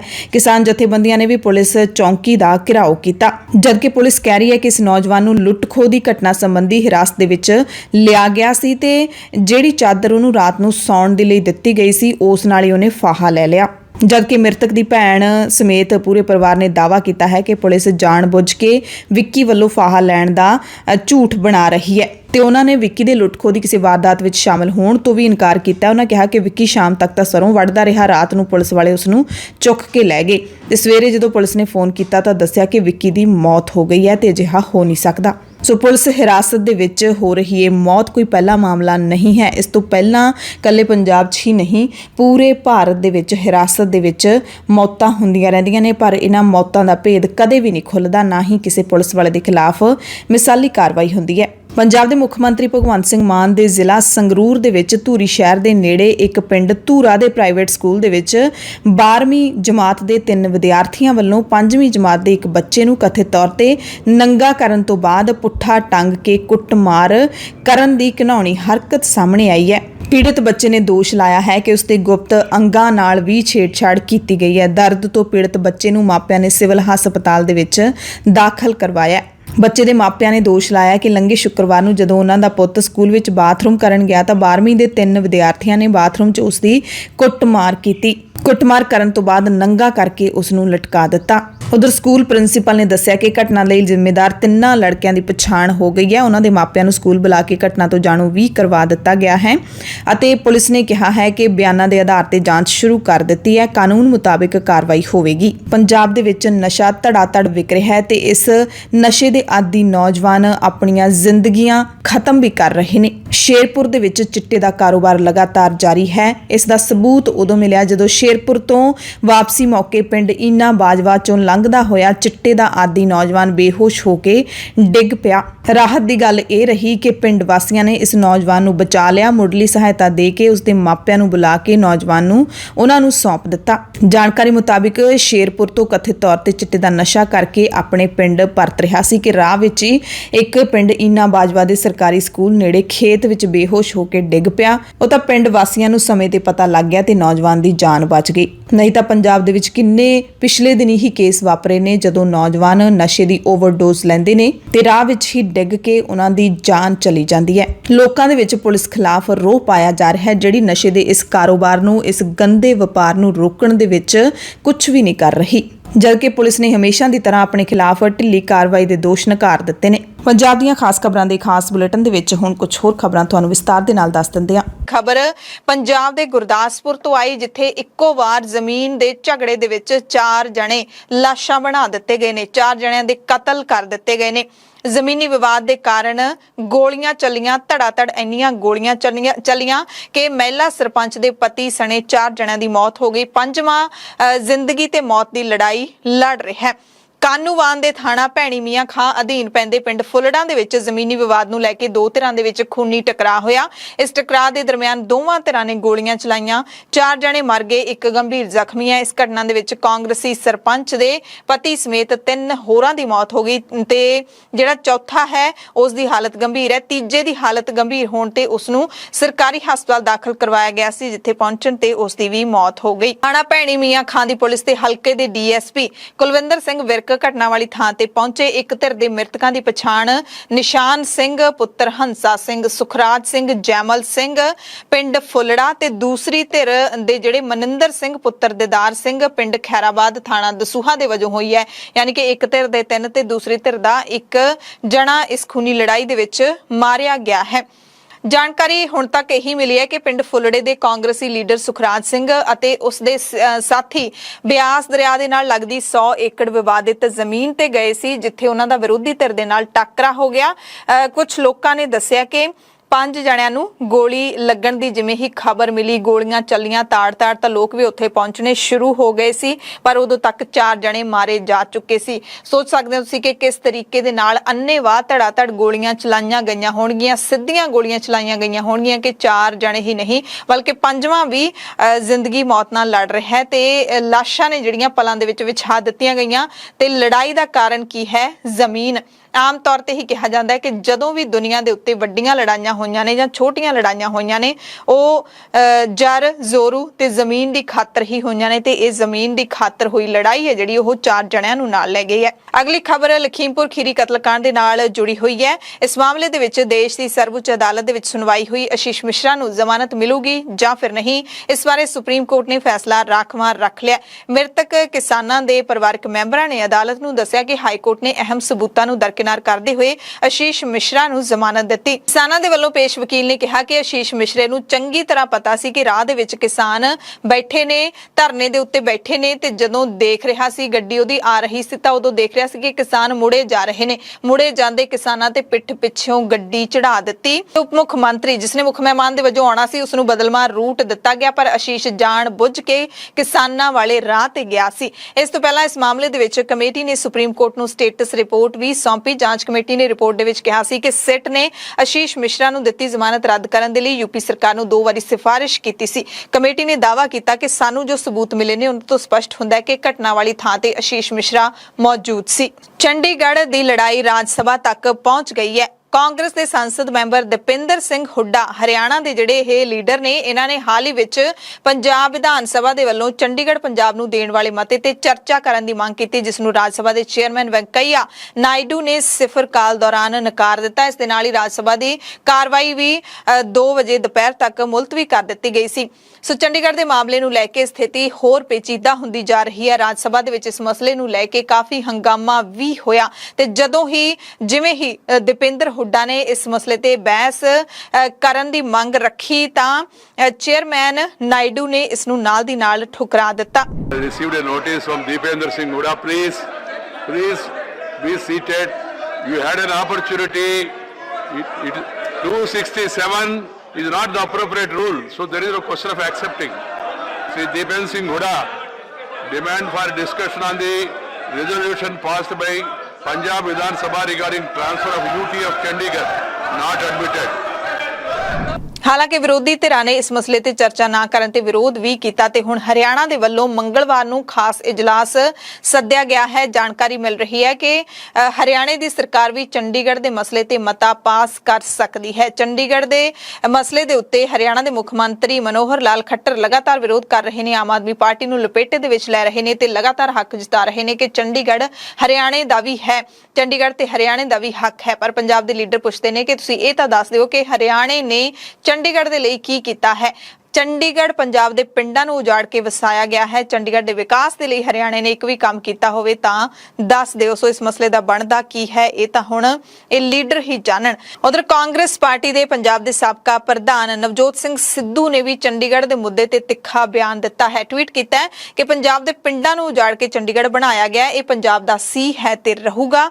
ਉਹਨਾਂ ਇਹ ਵੀ ਕਿਹਾ ਕਿ ਨਿਗਾਹਾਂ ਕਿਤੇ ਹੋਰ ਨੇ, ਨਿਸ਼ਾਨੇ ਕਿਤੇ ਹੋਰ ਨੇ, ਯਾਨੀ ਕਿ ਚੰਡੀਗੜ੍ਹ ਦੇ ਬਹਾਨੇ ਨਿਸ਼ਾਨਾ ਤਾਂ ਪੰਜਾਬ ਦੇ ਪਾਣੀਆਂ ਦੇ ਉੱਤੇ ਲਾਇਆ ਜਾ ਰਿਹਾ ਹੈ। ਸੋ ਹੁਣ ਇਹ ਜਿਹੜਾ ਇੱਕ ਤੰਜ ਹੈ ਉਹ ਸੈਂਟਰ ਤੇ ਵੀ ਹੈ, ਆਮ ਆਦਮੀ ਪਾਰਟੀ ਦੀ ਸਰਕਾਰ ਤੇ ਵੀ ਹੈ। ਤੇ ਸਿੱਧੂ ਦੇ ਨਾਲ ਹੀ ਪੰਜਾਬ ਕਾਂਗਰਸ ਦੇ ਇੱਕ ਹੋਰ ਸਾਬਕਾ ਪ੍ਰਧਾਨ ਸੁਨੀਲ ਜਾਖੜ ਨੇ ਵੀ ਚੰਡੀਗੜ੍ਹ ਦੇ ਮੁੱਦੇ ਤੇ ਟਵੀਟ ਕੀਤਾ ਹੈ ਕਿ ਪੰਜਾਬ ਤੇ ਹਰਿਆਣਾ ਵਿਚਾਲੇ ਕਿਸਾਨ ਅੰਦੋਲਨ ਦੇ ਦਰਮਿਆਨ ਜਿਹੜਾ ਭਾਈਚਾਰਾ ਬਣਿਆ ਸੀ ਉਹ ਹੁਣ ਚੰਡੀਗੜ੍ਹ ਮੁੱਦੇ ਦੀ ਭੇਟ ਚੜ੍ਹ ਜੂਗਾ। ਇਹੀ ਸਿਆਸਤ ਹੁੰਦੀ ਹੈ ਕਿਉਂਕਿ ਇਸ ਮਾਮਲੇ ਤੇ ਪੰਜਾਬ ਤੇ ਹਰਿਆਣਾ ਹੁਣ ਆਮੋ ਸਾਹਮਣੇ ਹੋ ਗਏ ਨੇ। ਹਾਲਾਂਕਿ ਦੋਵੇਂ ਸੂਬਿਆਂ ਦੀਆਂ ਸਰਕਾਰਾਂ ਆਮੋ ਸਾਹਮਣੇ ਹੋਈਆਂ ਨੇ, ਪਰ ਇਸ ਮਸਲੇ ਦੇ ਵਿੱਚ ਜੋ ਬਿਆਨਬਾਜ਼ੀ ਚੱਲ ਰਹੀ ਹੈ ਲੋਕਾਂ ਦੇ ਮਨਾਂ ਦੇ ਵਿੱਚ ਵੀ ਖਟਾਸ ਪੈਦਾ ਹੋਣੀ ਸੁਭਾਵਿਕ ਹੈ। ਉਹਨਾਂ ਕਿਹਾ ਕਿ ਅਜਿਹੇ ਵਿੱਚ ਹਮੇਸ਼ਾ ਦੀ ਤਰ੍ਹਾਂ ਦੋ ਬਿੱਲੀਆਂ ਦੀ ਲੜਾਈ ਦੇ ਵਿੱਚ ਬਾਂਦਰ ਬਾਜ਼ੀ ਮਾਰ ਜਾਊਗਾ। ਹਾਲਾਂਕਿ ਉਹਨਾਂ ਦੀਆਂ ਗੱਲਾਂ ਦੇ ਵਿੱਚ ਬਾਂਦਰ ਕੌਣ ਹੈ ਇਸ ਨੂੰ ਲੈ ਕੇ ਸਿਆਸੀ ਗਲਿਆਰਿਆਂ ਦੇ ਵਿੱਚ ਹਲਚਲ ਹੋ ਰਹੀ ਹੈ, ਪਰ ਸਮਝਣ ਵਾਲੇ ਸਮਝ ਹੀ ਜਾਂਦੇ ਨੇ। ਬਠਿੰਡਾ ਲੋਕ ਸਭਾ ਹਲਕੇ ਤੋਂ ਅਕਾਲੀ ਦਲ ਦੀ ਮੈਂਬਰ ਹਰਸਿਮਰਤ ਕੌਰ ਬਾਦਲ ਨੇ ਲੋਕ ਸਭਾ ਦੇ ਵਿੱਚ ਕਈ ਸਾਲਾਂ ਤੋਂ ਜੇਲ੍ਹਾਂ ਦੇ ਵਿੱਚ ਸਜ਼ਾ ਪੂਰੀ ਕਰ ਚੁੱਕੇ ਬੰਦੀ ਸਿੱਖਾਂ ਦੀ ਰਿਹਾਈ ਦਾ ਮੁੱਦਾ ਚੁੱਕਿਆ ਹੈ। ਹਰਸਿਮਰਤ ਕੌਰ ਬਾਦਲ ਨੇ ਕਿਹਾ ਕਿ ਭਾਈ ਬਲਵੰਤ ਸਿੰਘ ਰਾਜੋਆਣਾ ਸਮੇਤ ਕਈ ਸਾਲਾਂ ਤੋਂ ਜੇਲ੍ਹਾਂ ਵਿੱਚ ਬੰਦ ਹੋਰ ਸਿੱਖ ਕੈਦੀਆਂ ਨੂੰ ਤੁਰੰਤ ਰਿਹਾ ਕੀਤਾ ਜਾਵੇ, ਜਿਨ੍ਹਾਂ ਨੂੰ ਸਜ਼ਾ ਪੂਰੀ ਹੋਣ ਦੇ ਬਾਵਜੂਦ ਵੀ ਜੇਲ੍ਹਾਂ ਦੇ ਵਿੱਚ ਡੱਕਿਆ ਹੋਇਆ। ਉਹਨਾਂ ਨੇ ਬੰਦੀ ਸਿੰਘਾਂ ਦੀ ਰਿਹਾਈ ਰੋਕਣ ਉੱਤੇ ਕੇਜਰੀਵਾਲ ਸਰਕਾਰ ਨੂੰ ਵੀ ਘੇਰਿਆ ਅਤੇ ਸਰਕਾਰਾਂ ਤੋਂ ਜਵਾਬ ਮੰਗਿਆ ਕਿ ਕੀ ਬੰਦੀ ਸਿੰਘਾਂ ਨੂੰ ਸਰਕਾਰਾਂ ਰਿਹਾ ਕਰਨਗੀਆਂ ਜਾਂ ਫਿਰ नहीं। सर ये कांग्रेस सरकार ये भावनाएं क्या चाहे, इनकी माँ तो इंदिरा गांधी है, इनकी माँ तो इंदिरा गांधी है और इनकी भावनाएं तो अकाल तख्त के हमले के साथ इंदिरा गांधी के साथ जुड़ी हुई हैं, लेकिन सिख कौम की भावनाएं उन बंदी सिखों के साथ जुड़ी हुई है जो 30 साल से काल कोठरी में बंद है। इंदिरा गांधी की हत्या होती, राजीव गांधी की होती है, वो रिहा हो जाते हैं, तो क्यों भाई राजवाना और बलवा भुल्लर साहब रिहा क्यों नहीं हो सकते? ये सरकार जवाब दे कि उनको जल्द से जल्द रिहा करेगी कि नहीं। और जितने बंदी सिख हमारे सिख भाई, जितने बंदी जिन्होंने सजा पूरी कर ली है, क्या फंडामेंटल राइट्स उनको अप्लाई नहीं करते हैं? अजय निंबालकर जी उन्हें ये राइट टू लाइफ देती है। ਸੋ ਇਸ ਤੋਂ ਪਹਿਲਾਂ 9 ਫਰਵਰੀ 2022 ਨੂੰ ਭਾਰਤ ਦੇ ਗ੍ਰਹਿ ਮੰਤਰੀ ਅਮਿਤ ਸ਼ਾਹ ਨੇ ਸਿੱਖ ਜਥੇਬੰਦੀਆਂ ਨੂੰ ਜੇਲ੍ਹਾਂ ਵਿੱਚ ਸਜ਼ਾਵਾਂ ਪੂਰੀ ਕਰ ਚੁੱਕੇ ਬੰਦੀ ਸਿੰਘਾਂ ਦੀ ਰਿਹਾਈ ਦਾ ਭਰੋਸਾ ਦਿੱਤਾ ਸੀ ਤੇ ਇਸ ਤੋਂ ਵੀ ਪਹਿਲਾਂ 2019 ਦੇ ਵਿੱਚ ਸੈਂਟਰ ਦੀ ਸਰਕਾਰ ਮੋਦੀ ਸਰਕਾਰ ਨੇ ਸਿੱਖ ਭਾਈਚਾਰੇ ਦੇ ਲਈ ਵੱਡਾ ਐਲਾਨ ਕਰਦਿਆਂ ਕਿਹਾ ਸੀ ਕਿ ਗੁਰੂ ਨਾਨਕ ਸਾਹਿਬ ਦੇ 550 ਸਾਲਾ ਪ੍ਰਕਾਸ਼ ਪੁਰਬ ਮੌਕੇ ਸਾਰੇ ਬੰਦੀ ਸਿੰਘ ਜਿਨ੍ਹਾਂ ਦੀ ਸਜ਼ਾ ਪੂਰੀ ਹੋ ਚੁੱਕੀ ਹੈ ਉਹਨਾਂ ਨੂੰ ਰਿਹਾ ਕਰ ਦਿੱਤਾ ਜਾਊਗਾ। ਤੇ ਇਹਨਾਂ ਦੇ ਵਿੱਚ ਖਾਸ ਤੌਰ ਤੇ ਜਿਨ੍ਹਾਂ ਦੀਆਂ ਸਜ਼ਾਵਾਂ ਪੂਰੀਆਂ ਹੋ ਚੁੱਕੀਆਂ ਨੇ ਪ੍ਰੋਫੈਸਰ ਦਵਿੰਦਰਪਾਲ ਸਿੰਘ ਭੁੱਲਰ, ਜਗਤਾਰ ਸਿੰਘ ਹਵਾਰਾ, ਪਰਮਜੀਤ ਸਿੰਘ ਭਿਓਰਾ, ਜਗਤਾਰ ਸਿੰਘ ਤਾਰਾ, ਬਲਵੰਤ ਸਿੰਘ ਰਾਜੋਆਣਾ, ਭਾਈ ਗੁਰਮੀਤ ਸਿੰਘ, ਲਖਵਿੰਦਰ ਸਿੰਘ, ਸ਼ਮਸ਼ੇਰ ਸਿੰਘ ਤੇ ਗੁਰਦੀਪ ਸਿੰਘ ਖੇੜਾ ਸ਼ਾਮਲ ਨੇ। ਪੰਜਾਬ ਦੇ ਮੁੱਖ ਮੰਤਰੀ ਭਗਵੰਤ ਸਿੰਘ ਮਾਨ ਨੇ ਸੂਬੇ ਦੇ ਡਿਪਟੀ ਕਮਿਸ਼ਨਰਾਂ ਦੇ ਨਾਲ ਇੱਕ ਉੱਚ ਪੱਧਰੀ ਬੈਠਕ ਕੀਤੀ, ਖਾਸ ਕਰਕੇ ਕਣਕ ਦੇ ਮੁੱਦੇ ਤੇ, ਕਿਉਂਕਿ ਪੰਜਾਬ ਦੇ ਵਿੱਚ ਕਣਕ ਦਾ ਸੀਜ਼ਨ ਚੱਲ ਰਿਹਾ ਹੈ, ਕਣਕ ਦੀ ਖਰੀਦ ਸ਼ੁਰੂ ਹੋ ਚੁੱਕੀ ਹੈ ਤੇ ਉਹਨਾਂ ਨੇ ਜ਼ਮੀਨੀ ਪੱਧਰ ਤੇ ਖਾਸ ਕਰਕੇ ਪਿੰਡਾਂ ਦੇ ਲੋਕਾਂ ਤੱਕ ਪਹੁੰਚ ਕਰਨ ਅਤੇ ਸਾਰੀਆਂ ਸੇਵਾਵਾਂ ਦੀ ਉਪਲਬਧਤਾ ਦੀ ਜਾਣਕਾਰੀ ਦੇਣ ਲਈ ਸਾਰੇ ਡੀਸੀਆਂ ਨੂੰ ਹੁਕਮ ਦਿੱਤੇ ਨੇ। ਮੁੱਖ ਮੰਤਰੀ ਨੇ ਸੂਬੇ ਵਿੱਚ ਚੱਲ ਰਹੀ ਅਨਾਜ ਖਰੀਦ ਮੁਹਿੰਮ ਦਾ ਜਾਇਜ਼ਾ ਲੈਣ ਲਈ ਪੰਜਾਬ ਭਵਨ ਦੇ ਵਿੱਚ ਸਾਰੇ ਡਿਪਟੀ ਕਮਿਸ਼ਨਰਾਂ ਦੇ ਨਾਲ ਮੀਟਿੰਗ ਕਰਕੇ ਕਿਹਾ ਕਿ ਲੋਕਾਂ ਦੀ ਦਫ਼ਤਰਾਂ ਦੇ ਵਿੱਚ ਖੱਜਲ ਖੁਆਰੀ ਨੂੰ ਘਟਾਇਆ ਜਾਵੇ। ਅਧਿਕਾਰੀਆਂ ਨੂੰ ਲੋਕਾਂ ਦੇ ਲਈ ਹਰ ਸਮੇਂ ਮੌਜੂਦ ਰਹਿਣ ਦੀ ਲੋੜ ਤੇ ਵੀ ਭਗਵੰਤ ਮਾਨ ਨੇ ਜ਼ੋਰ ਦਿੱਤਾ। ਭਗਵੰਤ ਮਾਨ ਗੁਜਰਾਤ ਦੇ 2 ਦਿਨਾਂ ਦੌਰੇ ਤੋਂ ਵਾਪਸ ਪਰਤੇ ਨੇ। 100 ਕਰੋੜੀ ਡਰੱਗ ਮਾਮਲੇ ਦੇ ਵਿੱਚ ਨਾਮਜ਼ਦ ਅਕਾਲੀ ਦਲ ਦੇ ਸੀਨੀਅਰ ਲੀਡਰ ਵਿਕਰਮ ਸਿੰਘ ਮਜੀਠੀਆ ਦੇ ਵੱਲੋਂ ਸੁਪਰੀਮ ਕੋਰਟ ਦੇ ਵਿੱਚ ਪਾਈ ਗਈ ਪਟੀਸ਼ਨ ਤੇ ਸੁਣਵਾਈ ਟਲ ਗਈ ਹੈ ਤੇ ਹੁਣ ਅਗਲੀ ਸੁਣਵਾਈ 11 ਅਪ੍ਰੈਲ ਤੇ ਪਾ ਦਿੱਤੀ ਗਈ ਹੈ। ਪੰਜਾਬ ਦੀ ਪੰਜਾਬੀ ਯੂਨੀਵਰਸਿਟੀ ਪਟਿਆਲਾ ਦੇ ਵਿੱਚ ਮਾਂ ਬੋਲੀ ਅਤੇ ਪੰਜਾਬ ਦੇ ਇਤਿਹਾਸ ਨੂੰ ਲੈ ਕੇ ਹੀ ਖਤਰਾ ਖੜਾ ਹੋ ਗਿਆ ਕਿਉਂਕਿ 2 ਵਿਭਾਗਾਂ ਨੂੰ ਰਲਾ ਕੇ ਇੱਕ ਵਿਭਾਗ ਬਣਾ ਦਿੱਤਾ ਗਿਆ ਹੈ। ਸ਼੍ਰੋਮਣੀ ਗੁਰਦੁਆਰਾ ਪ੍ਰਬੰਧਕ ਕਮੇਟੀ ਦੇ ਪ੍ਰਧਾਨ ਐਡਵੋਕੇਟ ਹਰਜਿੰਦਰ ਸਿੰਘ ਧਾਮੀ ਨੇ ਪੰਜਾਬੀ ਯੂਨੀਵਰਸਿਟੀ ਦੇ ਇਸ ਫੈਸਲੇ ਤੇ ਸਖਤ ਇਤਰਾਜ਼ ਕੀਤਾ ਹੈ। ਧਾਮੀ ਨੇ ਕਿਹਾ ਕਿ ਯੂਨੀਵਰਸਿਟੀ ਦਾ ਫੈਸਲਾ ਤਰਕਸੰਗਤ ਨਹੀਂ ਹੈ, ਇਸ ਨਾਲ ਖੋਜ ਦੀਆਂ ਸੰਭਾਵਨਾਵਾਂ ਸੀਮਿਤ ਹੋ ਜਾਣਗੀਆਂ। ਉਹਨਾਂ ਨੇ ਦੁੱਖ ਪ੍ਰਗਟਾਇਆ ਕਿ ਸਿੱਖ ਇਤਿਹਾਸਕਾਰ ਗੰਡਾ ਸਿੰਘ ਦੀ ਅਗਵਾਈ ਵਿੱਚ ਚੱਲਦੇ ਰਹੇ ਪੰਜਾਬ ਇਤਿਹਾਸ ਅਧਿਐਨ ਵਿਭਾਗ ਦੀ ਹੋਂਦ ਖਤਮ ਕਰਕੇ ਹੋਰ ਵਿਭਾਗ ਦੇ ਵਿੱਚ ਰਲਾਉਣਾ ਸਿੱਖ ਵਿਰਾਸਤ ਨੂੰ ਤਬਾਹ ਕਰਨ ਦੇ ਬਰਾਬਰ ਹੈ। ਉਹਨਾਂ ਨੇ ਇਤਿਹਾਸ ਦੀ ਸੰਭਾਲ ਦੇ ਨਾਲ ਇਤਿਹਾਸਿਕ ਵਿਭਾਗਾਂ ਦੀ ਹੋਂਦ ਬਣਾਈ ਰੱਖਣ ਦੀ ਵਕਾਲਤ ਕੀਤੀ ਹੈ। ਸ਼੍ਰੋਮਣੀ ਅਕਾਲੀ ਦਲ ਨੇ ਵੀ ਇਸ ਫੈਸਲੇ ਦਾ ਸਖਤ ਵਿਰੋਧ ਕੀਤਾ ਹੈ। ਚੰਡੀਗੜ੍ਹ ਦੇ ਵਿੱਚ ਖਾਸ ਤੌਰ ਤੇ ਪ੍ਰੈਸ ਕਾਨਫਰੰਸ ਕੀਤੀ। ਅਕਾਲੀ ਦਲ ਨੇ ਕਿਹਾ ਕਿ ਯੂਨੀਵਰਸਿਟੀ ਦੇ ਫੈਸਲੇ ਨਾਲ ਖੋਜ ਦਾ ਕੰਮ ਖਤਮ ਹੋਣ ਦਾ ਖਤਰਾ ਖੜਾ ਹੋ ਗਿਆ। ਪਾਰਟੀ ਦੇ ਸੀਨੀਅਰ ਮੀਤ ਪ੍ਰਧਾਨ ਪ੍ਰੇਮ ਸਿੰਘ ਚੰਦੂਮਾਜਰਾ ਨੇ ਦੋਸ਼ ਲਾਇਆ ਕਿ ਆਮ ਆਦਮੀ ਪਾਰਟੀ ਦੀ ਸਰਕਾਰ ਪੰਜਾਬ ਨੂੰ ਬਚਾਉਣ ਦੇ ਲਈ ਸੰਜੀਦਾ ਨਹੀਂ ਹੈ। ਪਾਰਟੀ ਦੇ ਇੱਕ ਹੋਰ ਸੀਨੀਅਰ ਲੀਡਰ ਹਰਚਰਨ ਸਿੰਘ ਬੈਂਸ ਨੇ ਪੰਜਾਬ ਦੇ ਹੱਕਾਂ ਤੇ ਪੈ ਰਹੇ ਡਾਕੇ ਨੂੰ ਲੈ ਕੇ ਅਰਵਿੰਦ ਕੇਜਰੀਵਾਲ ਨੂੰ ਘੇਰਿਆ ਹੈ। ਉਹਨਾਂ ਤੇ ਵਰਦਿਆਂ ਕਿਹਾ ਕਿ ਕੇਜਰੀਵਾਲ ਨੂੰ ਦੋਗਲੀ ਨੀਤੀ ਛੱਡ ਕੇ ਪਾਣੀਆਂ ਨੂੰ ਬਚਾਉਣ ਸਮੇਤ ਹੋਰ ਮਾਮਲਿਆਂ ਦੇ ਲਈ ਸੂਬੇ ਦੇ ਨਾਲ ਖੜਾ ਹੋਣਾ ਚਾਹੀਦਾ ਹੈ। ਮੈਂ ਉਹੀ ਕਹਿਣਾ, ਉਹਨਾਂ ਹੌਸਲਾ ਕਿਉਂ ਪਿਆ? ਕਿਉਂਕਿ ਵਿਧਾਨ ਸਭਾ ਦੇ ਵਿੱਚ ਮੈਂ ਤੁਹਾਨੂੰ ਸ਼ੁਰੂਆਤ ਕੀਤੀ ਆ, ਵਿਧਾਨ ਸਭਾ ਦਾ ਜਿਹੜਾ ਸੈਸ਼ਨ ਹੁਣ ਬਣਾਇਆ, ਇਹ ਸੈਸ਼ਨ ਦੇ ਵਿੱਚ ਜਿਸ ਤਰ੍ਹਾਂ ਦੀ ਸੰਜੀਦਗੀ ਦਿਖਾਉਣੀ ਚਾਹੀਦੀ ਸੀ, ਜਿਸ ਤਰ੍ਹਾਂ ਦਾ ਗੰਭੀਰ ਮੁੱਦਾ ਸੀ, ਉਹ ਸੰਜੀਦਗੀ ਦਿਖਾਈ ਨਹੀਂ ਗਈ। ਸੱਚੀ ਗੱਲ ਤੁਹਾਨੂੰ ਦੱਸਦਾ, ਭਾਵੇਂ ਅਸੀਂ ਮਤੇ ਦਾ ਸਪੋਰਟ ਕੀਤੀ ਆ, ਅਸੀਂ ਮਤੇ ਦੇ ਹੱਕ 'ਚ ਸੀ, ਪਰ ਸੈਸ਼ਨ ਜਿਹੜਾ ਸੀ ਉਹ ਪਰਪਸ ਹੱਲ ਨਹੀਂ ਕਰ ਸਕਿਆ, ਕਿਉਂਕਿ ਕੇਂਦਰ ਦੀਆਂ ਨੀਤੀਆਂ ਤੇ ਕੇਂਦਰ ਦੀ ਦਖਲਅੰਦਾਜ਼ੀ ਦੇ ਵਿਰੁੱਧ ਨਾ ਤਾਂ ਰੋਸ ਦਿਖਾਇਆ ਗਿਆ, ਨਾ ਗੰਭੀਰਤਾ ਦਿਖਾਈ ਗਈ, ਬਲਕਿ ਮਿਹਣੋ ਮਿਹਣੀ ਹੋ ਕੇ ਆਪਣੀ ਫੁੱਟ ਦਾ ਇਜ਼ਹਾਰ ਕੀਤਾ। ਉੱਥੇ ਇਹ ਜਿਹੜਾ ਸੈਸ਼ਨ ਬੁਲਾਉਣ ਦਾ ਮਕਸਦ ਸੀ, ਇੱਕ ਜੁੜਤਾ, ਇੱਕ ਮੁੜਤਾ, ਇੱਕ ਸੁਰਤਾ, ਉਹ ਕਿਸੇ ਨਾ ਕਿਸੇ ਤਰ੍ਹਾਂ ਉੱਥੇ ਕੇਵਲ ਮਤੇ ਤੋਂ ਬਿਨਾਂ ਬਾਕੀ ਗੱਲਾਂ ਵਿੱਚ ਨਜ਼ਰ ਨਹੀਂ ਆਈ। ਮਸਲਾ ਇਹ ਹੈ ਕਿ ਪੰਜਾਬੀ ਯੂਨੀਵਰਸਿਟੀ ਦੇ ਵੱਲੋਂ ਪੰਜਾਬ ਇਤਿਹਾਸ ਅਧਿਐਨ ਵਿਭਾਗ ਤੇ ਪੰਜਾਬ ਇਤਿਹਾਸ ਵਿਭਾਗ ਦਾ ਰਲੇਵਾਂ ਕਰਕੇ ਇੱਕ ਨਵਾਂ ਵਿਭਾਗ ਇਤਿਹਾਸ ਤੇ ਪੰਜਾਬ ਇਤਿਹਾਸ ਅਧਿਐਨ ਵਿਭਾਗ ਬਣਾ ਦਿੱਤਾ ਗਿਆ। ਅਧਿਆਪਕ ਜਥੇਬੰਦੀ ਪੂਟਾ ਦੇ ਪ੍ਰਧਾਨ ਡਾਕਟਰ ਭੁਪਿੰਦਰ ਵਿਰਕ, ਮੀਤ ਪ੍ਰਧਾਨ ਗੁਰਨਾਮ ਵਿਰਕ ਅਤੇ ਪੰਜਾਬ ਇਤਿਹਾਸ ਵਿਭਾਗ ਦੇ ਮੁਖੀ ਰਹੇ ਡਾਕਟਰ ਇੰਦਰੀਜ ਮੁਹੰਮਦ ਸਮੇਤ ਹੋਰਨਾਂ ਨੇ ਕਿਹਾ ਕਿ ਅਜਿਹੇ ਤਾਨਾਸ਼ਾਹੀ ਰਵੱਈਏ ਦੇ ਖਿਲਾਫ ਜੇਕਰ ਹੁਣ ਤੋਂ ਹੀ ਆਵਾਜ਼ ਬੁਲੰਦ ਨਾ ਕੀਤੀ ਗਈ ਤਾਂ ਹੋਰ ਵਿਭਾਗਾਂ ਦਾ ਰਲੇਵਾਂ ਹੋਣਾ ਵੀ ਤੈਅ ਹੈ। ਇਸ ਮੌਕੇ ਗੁਰਨਾਮ ਵਿਰਕ ਨੇ ਐਲਾਨ ਕੀਤਾ ਕਿ ਜੇਕਰ ਫੈਸਲਾ ਵਾਪਸ ਨਾ ਲਿਆ ਗਿਆ ਤਾਂ ਵੱਖ-ਵੱਖ ਵਰਗਾਂ ਸਮੇਤ ਪੰਜਾਬ ਹਿਤੈਸ਼ੀਆਂ ਨੂੰ ਲਾਮਬੰਦ ਕਰਕੇ ਅਸੀਂ ਸੰਘਰਸ਼ ਵਿੱਢਾਂਗੇ। ਹਾਲਾਂਕਿ ਯੂਨੀਵਰਸਿਟੀ ਦੇ ਵਾਈਸ ਚਾਂਸਲਰ ਪ੍ਰੋਫੈਸਰ ਅਰਵਿੰਦ ਨੇ ਵਿਭਾਗਾਂ ਦੇ ਰਲੇਵੇਂ ਨੂੰ ਕਈ ਪੱਖਾਂ ਤੋਂ ਢੁਕਵਾਂ ਫੈਸਲਾ ਦੱਸਦਿਆਂ ਕਿਹਾ ਕਿ ਹੁਣ ਖੋਜ ਕਾਰਜਾਂ ਲਈ ਲੋੜੀਂਦੇ ਫੰਡਾਂ ਦਾ ਰਾਹ ਹੈ ਜਿਹੜਾ ਉਹ ਜ਼ਰੂਰ ਖੁੱਲ ਗਿਆ ਹੈ। ਤੇ ਵਿਭਾਗ ਦੇ ਮੁਖੀ ਡਾਕਟਰ ਦਲਜੀਤ ਸਿੰਘ ਨੇ ਕਿਹਾ ਕਿ 1962 ਵਿੱਚ ਜਦੋਂ ਯੂਨੀਵਰਸਿਟੀ ਬਣੀ ਸੀ ਉਦੋਂ ਇੱਕ ਵਿਭਾਗ ਹੁੰਦਾ ਸੀ department of Punjab historical studies. ਫਿਰ 1985 ਦੇ ਵਿੱਚ 2 ਵਿਭਾਗ ਬਣਾਏ ਗਏ ਤੇ ਹੁਣ ਫਿਰ ਇੱਕ ਵਿਭਾਗ ਬਣਾਇਆ ਗਿਆ ਹੈ ਤੇ ਹੁਣ ਇਹ ਵਿਭਾਗ ਵੱਡੀਆਂ ਗ੍ਰਾਂਟਾਂ ਲੈਣ ਦੇ ਯੋਗ ਹੋ ਗਿਆ।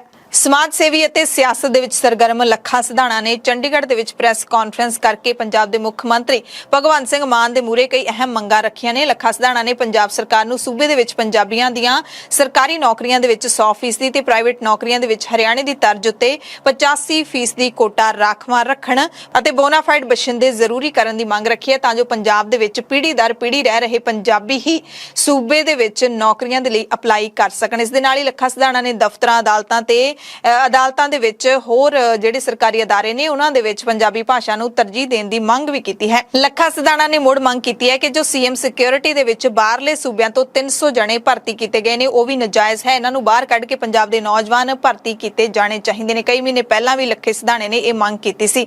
ਸਿਧਾਣਾ ਨੇ ਨਵੀਂ ਪੰਜਾਬ ਸਰਕਾਰ ਨੂੰ ਨਸੀਹਤ ਦਿੰਦਿਆਂ ਵੀ ਕਿਹਾ ਕਿ 25000 ਅਸਾਮੀਆਂ ਭਰਨ ਵੇਲੇ ਹੁਣ ਖਿਆਲ ਰੱਖਿਓ ਇਹਦੇ ਵਿੱਚੋਂ ਕਿਤੇ 15000 ਨੌਕਰੀਆਂ ਬਾਹਰਲੇ ਸੂਬਿਆਂ ਵਾਲੇ ਨਾ ਲੈ ਜਾਣ ਤੇ ਸਾਡੇ ਨੌਜਵਾਨ ਫਿਰ ਬੇਰੁਜ਼ਗਾਰ ਰਹਿ ਜਾਣ।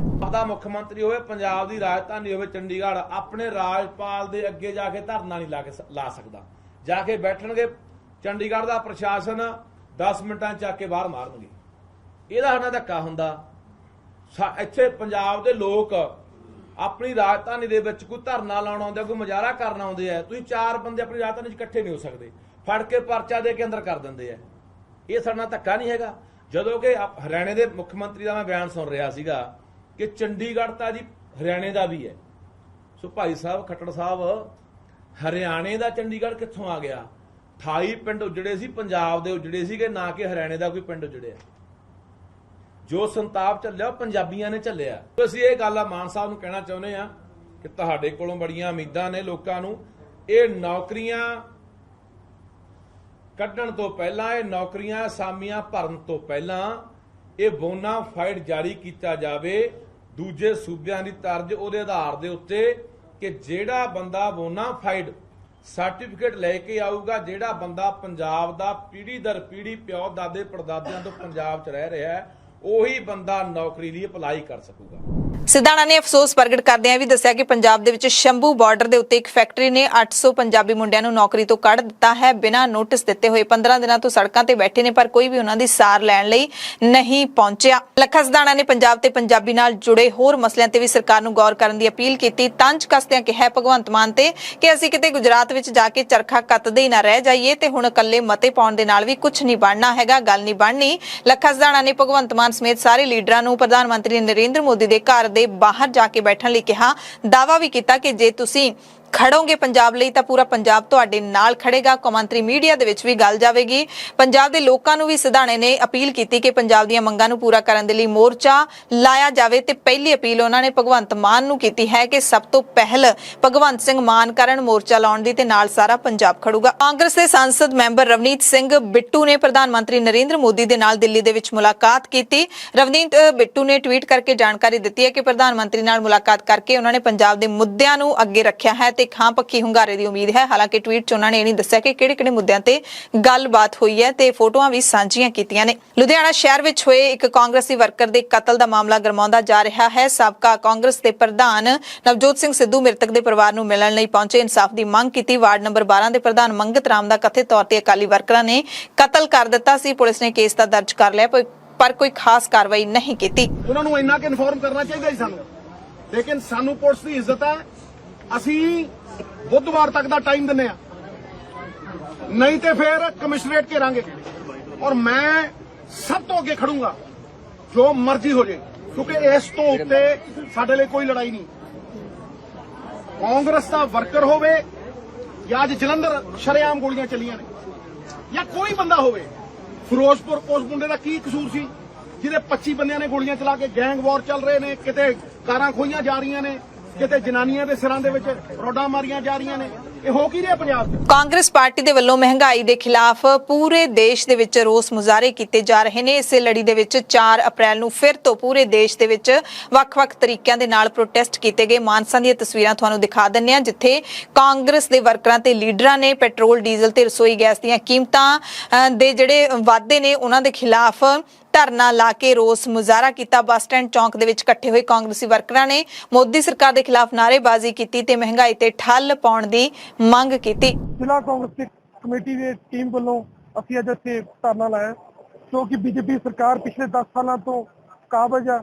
ਉਹਨਾਂ ਦੀ ਦਿਨੋਂ ਦਿਨ ਮਹਿੰਗਾਈ ਵਧਦੀ ਤੇ ਜਿਹੜਾ ਗਰੀਬ ਇਨਸਾਨ ਦਿਨੋਂ ਦਿਨ ਉਹਨਾਂ ਦੀ ਚਪੇਟ ਚ ਆ ਰਿਹਾ, ਉਸ ਨੂੰ ਲੈ ਕੇ ਅਸੀਂ ਅੱਜ ਧਰਨਾ ਲਾਇਆ। ਪਿਛਲੇ 7 ਸਾਲਾਂ ਤੋਂ ਕਾਂਗਰਸ ਪਾਰਟੀ ਨੇ ਸਰਕਾਰ ਰਹੀ ਹੈ। ਉਦੋਂ ਡੀਏਪੀ ਦਾ ਰੇਟ 400-450 ਬੋਰੀ ਹੁੰਦਾ, ਅੱਜ 1200-1250 ਅੱਜ ਰੇਟ ਆ ਆਉਣ ਵਾਲੇ 8 ਸਾਲਾਂ ਵਿੱਚ। ਡੀਜ਼ਲ ਦਾ ਰੇਟ 40-45 ਤੇ ਪੈਟਰੋਲ ਦਾ 50 ਦਿਨ ਰੇਟ ਆਉਣ ਵਾਲੇ 60 ਸਾਲਾਂ ਦੇ ਵਿੱਚ, ਪਿਛਲੇ 60 ਸਾਲਾਂ ਵਿੱਚ। ਪਰ ਹੁਣ ਇਹਨਾਂ ਦੀ 8-9 ਸਾਲਾਂ ਦੀ ਸਰਕਾਰ, ਜਿਹੜੇ 10 ਸਾਲ ਸਰਕਾਰ ਹੋ ਗਏ ਇਹਨਾਂ ਨੂੰ, ਉਹਨਾਂ ਦੇ ਵਿੱਚ ਅੱਜ ਡੀਜ਼ਲ ਰੇਟ 90 ਰੁਪਏ, ਪੈਟਰੋਲ ਦਾ 103 ਰੁਪਏ, LPG 350 ਵੱਧ ਕੇ 1000 ਰੁਪਏ ਆਉਣ ਵਾਲੇ ਸਮੇਂ ਦੇ ਵਿੱਚ ਹੋਰ ਵੀ ਅੱਗੇ ਮਹਿੰਗਾਈ ਵਧੂਗੀ। ਇਸ ਕਰਕੇ ਅਸੀਂ ਅੱਜ ਇੱਥੇ ਧਰਨਾ ਲਾਇਆ, ਆਪਦਾ ਰੋਸ ਪ੍ਰਦਰਸ਼ਨ ਕਰ। ਪੰਜਾਬ ਦੇ ਲੀਡਰਾਂ ਨੂੰ ਲੈ ਕੇ ਇੱਕ ਬੜਾ ਦਿਲਚਸਪ ਮਸਲਾ ਸ਼ੁਰੂ ਹੋਇਆ ਹੈ, ਮਸਲਾ ਉੱਠਿਆ ਹੋਇਆ ਹੈ ਜਿਸ ਨੂੰ ਸੁਣ ਕੇ, ਜਿਸ ਨੂੰ ਦੇਖ ਕੇ ਇਹੀ ਸਵਾਲ ਮਨ ਦੇ ਵਿੱਚ ਉੱਠਦਾ ਹੈ ਕਿ ਮੰਤਰੀਆਂ ਦੇ ਘਰਾਂ ਦਾ ਫਰਨੀਚਰ ਕੀ ਸਿਉਂਕ ਖਾ ਗਈ ਹੈ ਤੇ ਸਿਉਂਕ ਕਿਹੜੀ ਹੈ ਉਹ ਸ਼ਾਇਦ ਸਭ ਦੇ ਸਾਹਮਣੇ ਹੈ। ਕਾਂਗਰਸ ਦੇ ਸਾਬਕਾ ਮੰਤਰੀਆਂ ਦੀਆਂ ਸਰਕਾਰੀ ਕੋਠੀਆਂ ਦੇ ਵਿੱਚੋਂ ਸਮਾਨ ਚੋਰੀ ਹੋਣ ਤੋਂ ਬਾਅਦ ਹੁਣ ਇੱਕ ਹੋਰ ਇਲਜ਼ਾਮ ਲਾਇਆ ਹੈ ਆਮ ਆਦਮੀ ਪਾਰਟੀ ਦੇ ਪਿੰਡੂ ਵਿਕਾਸ ਤੇ ਪੰਚਾਇਤ ਮੰਤਰੀ ਕੁਲਦੀਪ ਸਿੰਘ ਧਾਲੀਵਾਲ ਨੇ। ਉਹਨਾਂ ਨੇ ਵੀ ਕਿਹਾ ਕਿ ਮੇਰੀ ਸਰਕਾਰੀ ਰਿਹਾਇਸ਼ ਦਾ ਫਰਨੀਚਰ ਵੀ ਗਾਇਬ ਹੈ। ਆਮ ਆਦਮੀ ਪਾਰਟੀ ਪ੍ਰਸ਼ਾਸਨ ਦੇ ਵੱਲੋਂ ਪੰਚਾਇਤ ਮੰਤਰੀ ਨੂੰ 4 ਦਿਨ ਪਹਿਲਾਂ ਸੈਕਟਰ 39 ਵਿੱਚ 752 ਨੰਬਰ ਕੋਠੀ ਅਲਾਟ ਹੋਈ ਸੀ। ਜਦੋਂ ਆਪਣਾ ਘਰ ਦੇਖਣ ਆਏ ਤਾਂ ਪੂਰਾ ਸਮਾਨ ਕਹਿੰਦੇ ਸਜਿਆ ਪਿਆ ਸੀ, ਪਰ 2 ਦਿਨ ਪਹਿਲਾਂ ਜਦੋਂ ਘਰ ਦਾ ਗੇੜਾ ਲਾਇਆ ਤਾਂ ਫਰਨੀਚਰ ਗਾਇਬ ਸੀ ਤੇ ਘਰ ਦੀ ਅੰਦਰੋਂ ਕਈ ਥਾਵਾਂ ਤੇ ਤੋੜ ਭੰਨ ਵੀ ਕੀਤੀ ਹੋਈ ਸੀ। ਉਹਨਾਂ ਨੇ ਮਾਮਲੇ ਦੀ ਜਾਂਚ ਕਰਾਉਣ ਦੇ ਹੁਕਮ ਦੇ ਦਿੱਤੇ ਨੇ। ਨਾਲ ਹੀ ਕਿਹਾ ਕਿ ਹਾਲੇ ਤੱਕ ਸਮਝ ਨਹੀਂ ਸਕੇ ਕਿ ਲੀਡਰ ਸਿਆਸਤਦਾਨ ਨੇ ਜਾਂ ਫਿਰ ਡਾਕੂ ਨੇ। ਤੇ ਜਿਹੇ ਇਲਜ਼ਾਮ ਪੰਜਾਬ ਦੇ ਸਾਬਕਾ ਖਜ਼ਾਨਾ ਮੰਤਰੀ ਮਨਪ੍ਰੀਤ ਸਿੰਘ ਬਾਦਲ ਤੇ ਵੀ ਲੱਗੇ ਨੇ ਤੇ ਨਾਲ ਹੀ ਗੁਰਪ੍ਰੀਤ ਸਿੰਘ ਕਾਂਗੜ, ਇਹ ਵੀ ਕੈਬਨਿਟ ਮੰਤਰੀ ਰਹੇ ਨੇ, ਉਹਨਾਂ ਤੇ ਵੀ ਜਿਹੇ ਇਲਜ਼ਾਮ ਲੱਗੇ ਨੇ। ਇਸ ਦਰਮਿਆਨ ਕਾਂਗਰਸ ਦੇ ਖਜ਼ਾਨਾ ਮੰਤਰੀ ਰਹੇ ਮਨਪ੍ਰੀਤ ਸਿੰਘ ਬਾਦਲ ਦੇ ਸਾਲੇ ਜੈਜੀਤ ਸਿੰਘ ਜੌਲ, ਜਿਨ੍ਹਾਂ ਨੂੰ ਜੋ ਕਿਹਾ ਜਾਂਦਾ, ਉਹਨਾਂ ਨੇ ਸਰਕਾਰੀ ਕੋਠੀਆਂ ਵਿੱਚੋਂ ਸਮਾਨ ਗਾਇਬ ਹੋਣ ਦੀਆਂ ਖਬਰਾਂ ਤੋਂ ਬਾਅਦ ਮਨਪ੍ਰੀਤ ਬਾਦਲ ਦਾ ਪੱਖ ਪੂਰਦਿਆਂ ਇੱਕ ਵੀਡੀਓ ਸਾਂਝੀ ਕੀਤੀ ਹੈ। ਦਾਅਵਾ ਕੀਤਾ ਕਿ ਮਨਪ੍ਰੀਤ ਬਾਦਲ ਦੀ ਸਰਕਾਰੀ ਕੋਠੀ 'ਚੋਂ ਕੋਈ ਵੀ ਫਰਨੀਚਰ ਗਾਇਬ ਨਹੀਂ ਹੋਇਆ। PWD ਨੂੰ ਫਰਨੀਚਰ ਦੀ 1,82,000 ਦੀ ਪੇਮੈਂਟ ਕਰ ਦਿੱਤੀ ਕੀਤੀ ਗਈ ਹੈ ਤੇ ਇਹ ਫਰਨੀਚਰ ਕਹਿੰਦੇ ਹੈਰੀਟੇਜ ਨਹੀਂ, ਸਿਰਫ 15 ਸਾਲ ਪੁਰਾਣਾ ਫਰਨੀਚਰ ਹੈ। 2008 ਦੇ ਵਿੱਚ ਮਨਪ੍ਰੀਤ ਬਾਦਲ ਨੇ ਫਰਨੀਚਰ ਤਿਆਰ ਕਰਵਾਇਆ ਸੀ ਤੇ ਬਾਅਦ ਵਿੱਚ ਫਰਨੀਚਰ 2017 ਦੇ ਵਿੱਚ PWD ਦੇ ਸਟੋਰ ਚੋਂ ਕਢਵਾਇਆ ਸੀ, ਕਿਉਂਕਿ ਜਦੋਂ ਅਕਾਲੀ ਮੰਤਰੀ ਇਸ ਕੋਠੀ ਵਿੱਚ ਆਏ ਤਾਂ ਉਹਨਾਂ ਨੇ ਫਰਨੀਚਰ PWD ਸਟੋਰ ਦੇ ਵਿੱਚ ਰਖਵਾ ਦਿੱਤਾ ਸੀ। ਉਹਨਾਂ ਦਾਅਵਾ ਕੀਤਾ ਕਿ PWD ਵਿਭਾਗ ਦੇ ਕੋਲ ਪੇਮੈਂਟ ਦਾ 24 ਤਰੀਕ ਦਾ ਚੈੱਕ ਵੀ ਹੈ ਤੇ ਅਸੀਂ ਹਰੇਕ ਸਮਾਨ ਦੀ ਲਿਸਟ ਬਣਾ ਕੇ ਉਸ ਦੀ ਵੀਡੀਓਗ੍ਰਾਫੀ ਵੀ ਕੀਤੀ ਹੈ। ਇਹ ਬਿਲਕੁਲ ਵੀ ਪੁਰਾਣਾ ਫਰਨੀਚਰ ਨਹੀਂ ਸੀ। ਇਹ ਜਦੋਂ 2008 ਦੇ ਵਿੱਚ ਅਸੀਂ ਮਨਪ੍ਰੀਤ ਜੀ FM ਬਣੇ ਸੀ, ਬੌਬੀ ਸੇਖੋਂ ਗੈਪ ਫਰਨੀਚਰ ਵਾਲੇ ਸੈਕਟਰ 40 ਚ ਉਹਨਾਂ ਦਾ ਸ਼ੋਰੂਮ ਸੀ, ਉਹਨਾਂ ਤੋਂ ਤਿਆਰ ਕਰਾਇਆ ਸੀ। ਉਹਨੂੰ ਮੁਹਾਲੀ ਸ਼ਿਫਟ ਹੋ ਗਏ। ਉਹਨਾਂ ਦਿਨਾਂ ਦੇ ਵਿੱਚ ਇਹ ਕੋਈ 1.5 ਲੱਖ 1,60,000 ਰੁਪਏ ਦਾ ਇਹ ਤਿਆਰ ਕੀਤਾ ਸੀ ਸਾਰਾ, ਜੋ ਇਹ 4 ਆਈਟਮ ਹੈਗੇ ਆ। ਤੇ 15 ਸਾਲ ਬਾਅਦ ਜਦੋਂ ਅਸੀਂ ਇਹ ਕੋਠੀ ਵਕੇਟ ਕੀਤੀ ਤੇ ਅਕਾਲੀ ਦਲ ਦੇ ਨਵੇਂ ਮਿਨਿਸਟਰ ਉਸ ਕੋਠੀ ਚ ਆਏ, ਉਹਨਾਂ ਨੇ ਇਹ ਯੂਜ਼ ਨਹੀਂ ਕੀਤਾ, ਉਹਨਾਂ ਨੇ PWD ਦੇ ਸਟੋਰ 'ਚ ਸਿੱਟਤਾ ਹੈ। ਜਦੋਂ 2017 ਚ ਦੁਬਾਰਾ ਤੋਂ ਮਨਪ੍ਰੀਤ ਜੀ FM ਬਣੇ, ਇਹ PWD ਦੇ ਸਟੋਰ ਚੋਂ ਕਢਾਇਆ ਕਿ ਉਹ ਪੁਰਾਣਾ ਫਰਨੀਚਰ ਕਿੱਥੇ ਗਿਆ। ਤੇ ਜਿਹੜਾ ਸਮਾਨ 10 ਸਾਲ ਕਿਸੇ PWD ਦੇ ਸਟੋਰ 'ਚ ਪਿਆ ਰਵੇ, ਤੁਸੀਂ ਆਪ ਅੰਦਾਜ਼ਾ ਲਗਾ ਸਕਦੇ ਹੋ ਤੇ ਕੀ ਹਾਲਾਤ ਹੋਣਗੇ। ਉਹਨੂੰ ਠੀਕ ਕਰਾਇਆ, ਪਾਲਿਸ਼ ਕਰਾਇਆ, ਨਵਾਂ ਕੱਪੜਾ ਚੜਾਇਆ, ਦੁਬਾਰਾ ਤੋਂ ਯੂਜ਼ ਕੀਤਾ। ਫਿਰ PWD ਨੇ ਆਪਸ਼ਨ ਦੇ ਦਿੱਤੀ ਵੀ ਜੇ ਤੁਸੀਂ ਰੱਖਣਾ ਚਾਹੁੰਦੇ ਹੋ ਤਾਂ ਤੁਸੀਂ ਇਹਦੀ ਪੇਮੈਂਟ ਕਰ ਦਿਓ। 15 ਸਾਲ ਪੁਰਾਣੇ ਦੀ ਪੇਮੈਂਟ 1,82,000 ਦਿੱਤੀ, ਜਦੋਂ ਕਿ ਉਹਨਾਂ ਦਿਨਾਂ 'ਚ ਅਸੀਂ 1,60,000 ਕੀਤੀ ਸੀ। ਵੈਰੀਫਾਈ ਕਰ ਲਓ ਸਾਰੀ ਗੱਲਾਂ। ਤੇ 24 ਤਰੀਕ ਨੂੰ ਚੈੱਕ ਦਿੱਤਾ। ਇਹ ਨਹੀਂਗਾ ਕਿ ਜੇ ਅੱਜ ਖਬਰ ਹੋਈ ਅਸੀਂ ਕੋਈ ਬੈਕ ਡੇਟ ਤੇ ਚੈੱਕ ਦੇਤਾ। ਅਨਨੈਸੈਸਰੀ ਡੇਲੀ ਪੋਸਟਰ ਗਾਣੇ ਦੀ ਖਬਰ ਬਣਾਤੀ ਕਿ ਜੀ ਮੰਤਰੀ ਸਮਾਨ ਚੱਕ ਕੇ ਲੈ ਗਏ, ਇਹ ਲੈ ਗਏ। ਇੱਕੋ ਹੀ ਅਸੀਂ ਜਿਨ੍ਹਾਂ ਨੇ ਵੀਡੀਓਗ੍ਰਾਫੀ ਕਰਾਈ ਹੈ। ਅਸੀਂ ਹਰ ਇੱਕ ਸਮਾਨ ਦੇ ਲਿਸਟ ਬਣਾ ਕੇ, item wise, point wise list ਬਣਾ ਕੇ ਉਹਦੀ ਵੀਡੀਓਗ੍ਰਾਫੀ ਕੀਤੀ ਹੈ। ਤੇ ਇਸ ਤੋਂ ਪਹਿਲਾਂ ਮਨਪ੍ਰੀਤ ਬਾਦਲ ਬਾਰੇ ਵੀ ਜਦੋਂ ਖਬਰਾਂ ਸਾਹਮਣੇ ਆਈਆਂ ਸੀ ਤਾਂ ਉਹਨਾਂ ਨੇ ਪੇਮੈਂਟ ਦੀ ਜਿਹੜੀ ਰਸੀਦ ਹੈ ਉਹ ਵੀ ਲੋਕਾਂ ਸਾਹਮਣੇ ਜਨਤਕ ਕੀਤੀ। ਯਾਤਰਾ ਦੇ ਨਾਲ ਜੁੜੀ ਵੱਡੀ ਖਬਰ ਹੈ ਕਿ ਦੁਨੀਆ ਦੀਆਂ ਸਭ ਤੋਂ ਵੱਡੀਆਂ 에ਅਰਲਾਈਨਸ ਦੇ ਵਿੱਚੋਂ ਇੱਕ ਕਤਰ 에ਅਰਵੇਜ਼ ਨੇ ਅੰਮ੍ਰਿਤਸਰ ਅਤੇ ਦੋਹਾ ਦੇ ਵਿਚਾਲੇ ਸਿੱਧੀਆਂ ਉਡਾਣਾਂ ਮੁੜ ਤੋਂ ਸ਼ੁਰੂ ਕਰਨ ਦਾ ਐਲਾਨ ਕਰ ਦਿੱਤਾ ਹੈ। ਦਰਅਸਲ ਪਿਛਲੇ ਦਿਨੀ ਭਾਰਤ ਸਰਕਾਰ ਨੇ ਅੰਤਰਰਾਸ਼ਟਰੀ ਉਡਾਣਾਂ ਸਾਰੀਆਂ ਓਪਨ ਕਰਨ ਦਾ ਐਲਾਨ ਕਰ ਦਿੱਤਾ ਸੀ, ਜਿਹੜੀਆਂ 2 ਸਾਲ ਤੋਂ ਬੰਦ ਪਈਆਂ ਸੀ ਤੇ ਹੁਣ ਸਾਰੀਆਂ ਉਡਾਣਾਂ ਸ਼ੁਰੂ ਹੋ ਚੁੱਕੀਆਂ ਨੇ। ਤੇ ਹੁਣ ਕਤਰ 에ਅਰਲਾਈਨਸ ਨੇ ਵੀ ਮੁੜ ਤੋਂ ਆਪਣੀਆਂ ਸੇਵਾਵਾਂ ਗੁਰੂ ਕੀ ਨਗਰੀ ਅੰਮ੍ਰਿਤਸਰ ਦੇ ਕੌਮਾਂਤਰੀ ਹਵਾਈ ਅੱਡੇ ਤੋਂ ਸ਼ੁਰੂ ਕਰ ਦਿੱਤੀਆਂ ਨੇ। ਫਲਾਈ ਅੰਮ੍ਰਿਤਸਰ ਇਨੀਸ਼ੀਏਟਿਵ ਦੇ ਗਲੋਬਲ ਕਨਵੀਨਰ ਸਮੀਪ ਸਿੰਘ ਗੁਮਟਾਲਾ ਨੇ ਦੱਸਿਆ ਕਿ ਕਤਰ 에ਅਰਵੇਜ਼ ਅੰਮ੍ਰਿਤਸਰ ਨੂੰ ਪਿਛਲੇ 12 ਸਾਲਾਂ ਤੋਂ ਦੋਹਾ ਰਾਹੀਂ ਦੁਨੀਆ ਭਰ ਦੇ 140 ਤੋਂ ਵੀ ਵੱਧ ਸ਼ਹਿਰਾਂ ਦੇ ਨਾਲ ਜੋੜਦੀ ਹੈ, ਜਿਹਦੇ ਵਿੱਚ Europe, America, Canada, Australia, Africa ਆਦਿ ਮੁਲਕਾਂ ਦੇ ਹਵਾਈ ਅੱਡੇ ਸ਼ਾਮਲ ਨੇ। ਸਿਰਫ ਤਕਰੀਬਨ ਜਿਹੜੇ ਭਾਰਤ ਸਰਕਾਰ ਨਾਲ ਉਹਨਾਂ ਦੇ ਹਵਾਈ ਸਮਝੌਤੇ ਨੇ ਉਸ ਦੇ ਤਹਿਤ ਉਹ ਸਿਰਫ 7 ਫਲਾਈਟਸ ਜਿਹੜੀਆਂ ਨੇ ਉਹ ਹਫ਼ਤੇ ਦੀਆਂ ਲਿਆ ਸਕਦੇ ਨੇ ਤੇ ਉਹ ਵੀ ਜਿਹੜਾ ਜਹਾਜ਼ ਹੈ ਉਹਨਾਂ ਨੂੰ 1300 ਤੋਂ ਵੱਧ, ਤਕਰੀਬਨ 1300 ਤੋਂ ਵੱਧ ਜਿਹੜੇ ਨੇ ਯਾਤਰੀ ਉਹ ਉੱਤੇ ਹਫ਼ਤੇ ਵਿੱਚ ਸਫ਼ਰ ਨਹੀਂ, ਉਹ ਜਿਹੜੀਆਂ ਸੀਟਸ ਨੇ ਆਫਰ ਨਹੀਂ ਕਰ ਸਕਦੇ, ਕਿਉਂਕਿ ਇਹ ਹਵਾਈ ਸਮਝੌਤੇ ਵਿੱਚ ਹੈ। ਭਾਰਤ ਸਰਕਾਰ ਨੂੰ ਫਲਾਈ ਅੰਮ੍ਰਿਤਸਰ ਇਨੀਸ਼ੀਏਟਿਵ, ਅੰਮ੍ਰਿਤਸਰ ਵਿਕਾਸ ਮੰਚ ਵੱਲੋਂ ਅਸੀਂ ਵੀ ਰਿਕੁਐਸਟ ਕਰ ਚੁੱਕੇ ਹਾਂ ਕਿ ਉਹਨਾਂ ਨੂੰ ਜਿਹੜੀ ਹੈ ਹਵਾਈ ਸਮਝੌਤਿਆਂ ਵਿੱਚ ਸੋਧ ਕਰਕੇ ਤੇ ਉਹਨਾਂ ਨੂੰ ਪਰਮਿਸ਼ਨ ਦਿੱਤੀ ਜਾਵੇ, ਪਰ ਇਹ ਜਿਹੜੀ ਹੈ ਹਾਲੇ ਇਸ ਵਿੱਚ ਜਿਹੜੀ ਹੈ ਸੋਧ ਨਹੀਂ ਕੀਤੀ ਗਈ।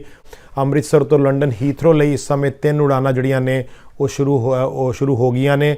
ਇਸੇ ਤਰ੍ਹਾਂ ਬਰਮਿੰਗਮ ਲਈ ਵੀ ਹਫ਼ਤੇ ਵਿੱਚ ਇੱਕ ਉਡਾਨ ਹੈ। ਸੋ ਹੋਰਨਾਂ 에ਅਰਲਾਈਨਸ ਜਿਹੜੀਆਂ ਅੰਤਰਰਾਸ਼ਟਰੀ ਫਲਾਈਟ ਜਿਹੜੀਆਂ ਪਹਿਲਾਂ ਆਪਰੇਟ ਹੁੰਦੀਆਂ ਸਨ, ਸਿੰਗਾਪੁਰ ਉਹ ਵੀ ਸ਼ੁਰੂ ਹੋ ਗਈ ਹੈ ਤੇ ਉਮੀਦ ਹੈ ਕੁਆਲਾਲੰਪੁਰ ਤੇ ਹੋਰਨਾਂ ਜਿਹੜੇ ਡੈਸਟੀਨੇਸ਼ਨਸ ਨੇ ਉਹ ਫਲਾਈਟਸ ਫਿਰ ਤੋਂ ਸ਼ੁਰੂ ਹੋਣਗੀਆਂ।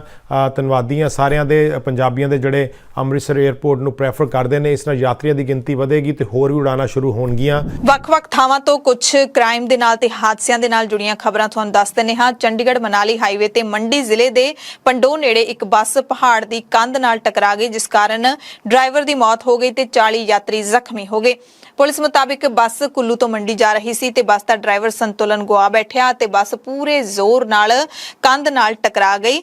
ਐਸਪੀ ਮੰਡੀ ਸ਼ਾਲਿਨੀ ਅਗਨੀਹੋਤਰੀ ਨੇ ਦੱਸਿਆ ਕਿ ਘਟਨਾ ਦੇ ਅਸਲ ਕਾਰਨਾਂ ਦਾ ਹਾਲਾਂਕਿ ਜਾਂਚ ਕੀਤੀ ਜਾ ਰਹੀ ਹੈ। ਵਾਮਾ ਤੋਂ ਖਬਰ ਹੈ ਜਿੱਥੇ ਪਿੰਡ ਲਜਰਾ ਦੇ ਵਿੱਚ 2 ਬਿਹਾਰੀ ਮਜ਼ਦੂਰਾਂ ਦੀ ਗੋਲੀਆਂ ਮਾਰ ਕੇ ਹੱਤਿਆ ਕਰ ਦਿੱਤੀ ਗਈ ਹੈ ਤੇ ਦਾਅਵਾ ਕੀਤਾ ਪ੍ਰਸ਼ਾਸਨ ਨੇ ਕਿ ਦਹਿਸ਼ਤਗਰਦਾਂ ਨੇ ਇਹਨਾਂ ਨੂੰ ਗੋਲੀਆਂ ਮਾਰੀਆਂ ਨੇ। ਪਿਛਲੇ 12 ਘੰਟੇ ਦੇ ਵਿੱਚ 4 ਪ੍ਰਵਾਸੀ ਮਜ਼ਦੂਰਾਂ ਤੇ ਗੋਲੀਆਂ ਵਰਾਈਆਂ ਗਈਆਂ ਨੇ ਤੇ ਸੋਮਵਾਰ ਨੂੰ ਮਰਨ ਵਾਲਿਆਂ ਦੀ ਪਛਾਣ ਪਾਤਲੇਸ਼ਵਰ ਕੁਮਾਰ ਤੇ ਜੌਕੀ ਚੌਧਰੀ ਵਜੋਂ ਹੋਈ ਹੈ। ਇਸ ਤੋਂ ਪਹਿਲਾਂ ਪਠਾਨਕੋਟ ਯਾਨੀ ਕਿ ਪੰਜਾਬ ਦੇ 2 ਲੋਕਾਂ ਨੂੰ ਮਾਰ ਦਿੱਤਾ ਗਿਆ ਸੀ, ਜਿਹੜੇ ਕਿ ਉੱਥੇ ਆਪਣਾ ਰੁਜ਼ਗਾਰ ਲੈਣ ਦੇ ਲਈ ਗਏ ਹੋਏ ਸੀ। ਸ਼ਿਮਲਾ ਤੋਂ ਖਬਰ ਹੈ ਜਿੱਥੇ ਚੰਬਾ ਘਾਟ ਦੇ ਨੇੜੇ ਰੇਲ ਗੱਡੀ ਪਟੜੀ ਤੋਂ ਲੱਥ ਗਈ। ਸ਼ਿਮਲਾ ਕਾਲਕਾ ਰੇਲਵੇ ਲਾਈਨ ਸ਼ਿਮਲਾ ਤੋਂ ਕਾਲਕਾ ਜਾ ਰਹੀ ਸੀ ਤਾਂ ਰੇਲ ਗੱਡੀ ਦੇ ਕੁਝ ਡੱਬੇ ਚੰਬਾ ਘਾਟ ਦੇ ਕੋਲ ਪਟੜੀ ਤੋਂ ਉਤਰ ਗਏ। ਹਾਦਸਾ ਰੇਲ ਗੱਡੀ ਦੇ ਗਾਂ ਦੇ ਨਾਲ ਟਕਰਾਉਣ ਤੋਂ ਬਾਅਦ ਵਾਪਰਿਆ। ਇਸ ਮੌਕੇ ਰੇਲਵੇ ਪੁਲਿਸ ਤੇ ਸਟਾਫ ਪਹੁੰਚ ਗਏ ਤੇ ਟੀਮ ਵੱਲੋਂ ਰੇਲ ਗੱਡੀ ਨੂੰ ਮੁੜ ਪਟੜੀ ਤੇ ਪਾਉਣ ਦੀ ਕੋਸ਼ਿਸ਼ ਕੀਤੀ। ਹਾਦਸੇ ਕਾਰਨ ਰੇਲ ਗੱਡੀਆਂ ਦੇ ਕਈ ਰੂਟ ਵੀ ਪ੍ਰਭਾਵਿਤ ਹੋਏ। ਪੰਜਾਬ ਦੇ ਹਲਕਾ ਲਹਿਰਾ ਗਾਗਾ ਤੋਂ ਖਬਰ ਮਿਲ ਰਹੀ ਹੈ ਜਿੱਥੇ ਆਮ ਆਦਮੀ ਪਾਰਟੀ ਦੇ ਵਿਧਾਇਕ ਐਡਵੋਕੇਟ ਬਰਿੰਦਰ ਗੋਇਲ ਨੂੰ ਕਿਸੇ ਨੇ ਜਾਨੋਂ ਮਾਰਨ ਦੀ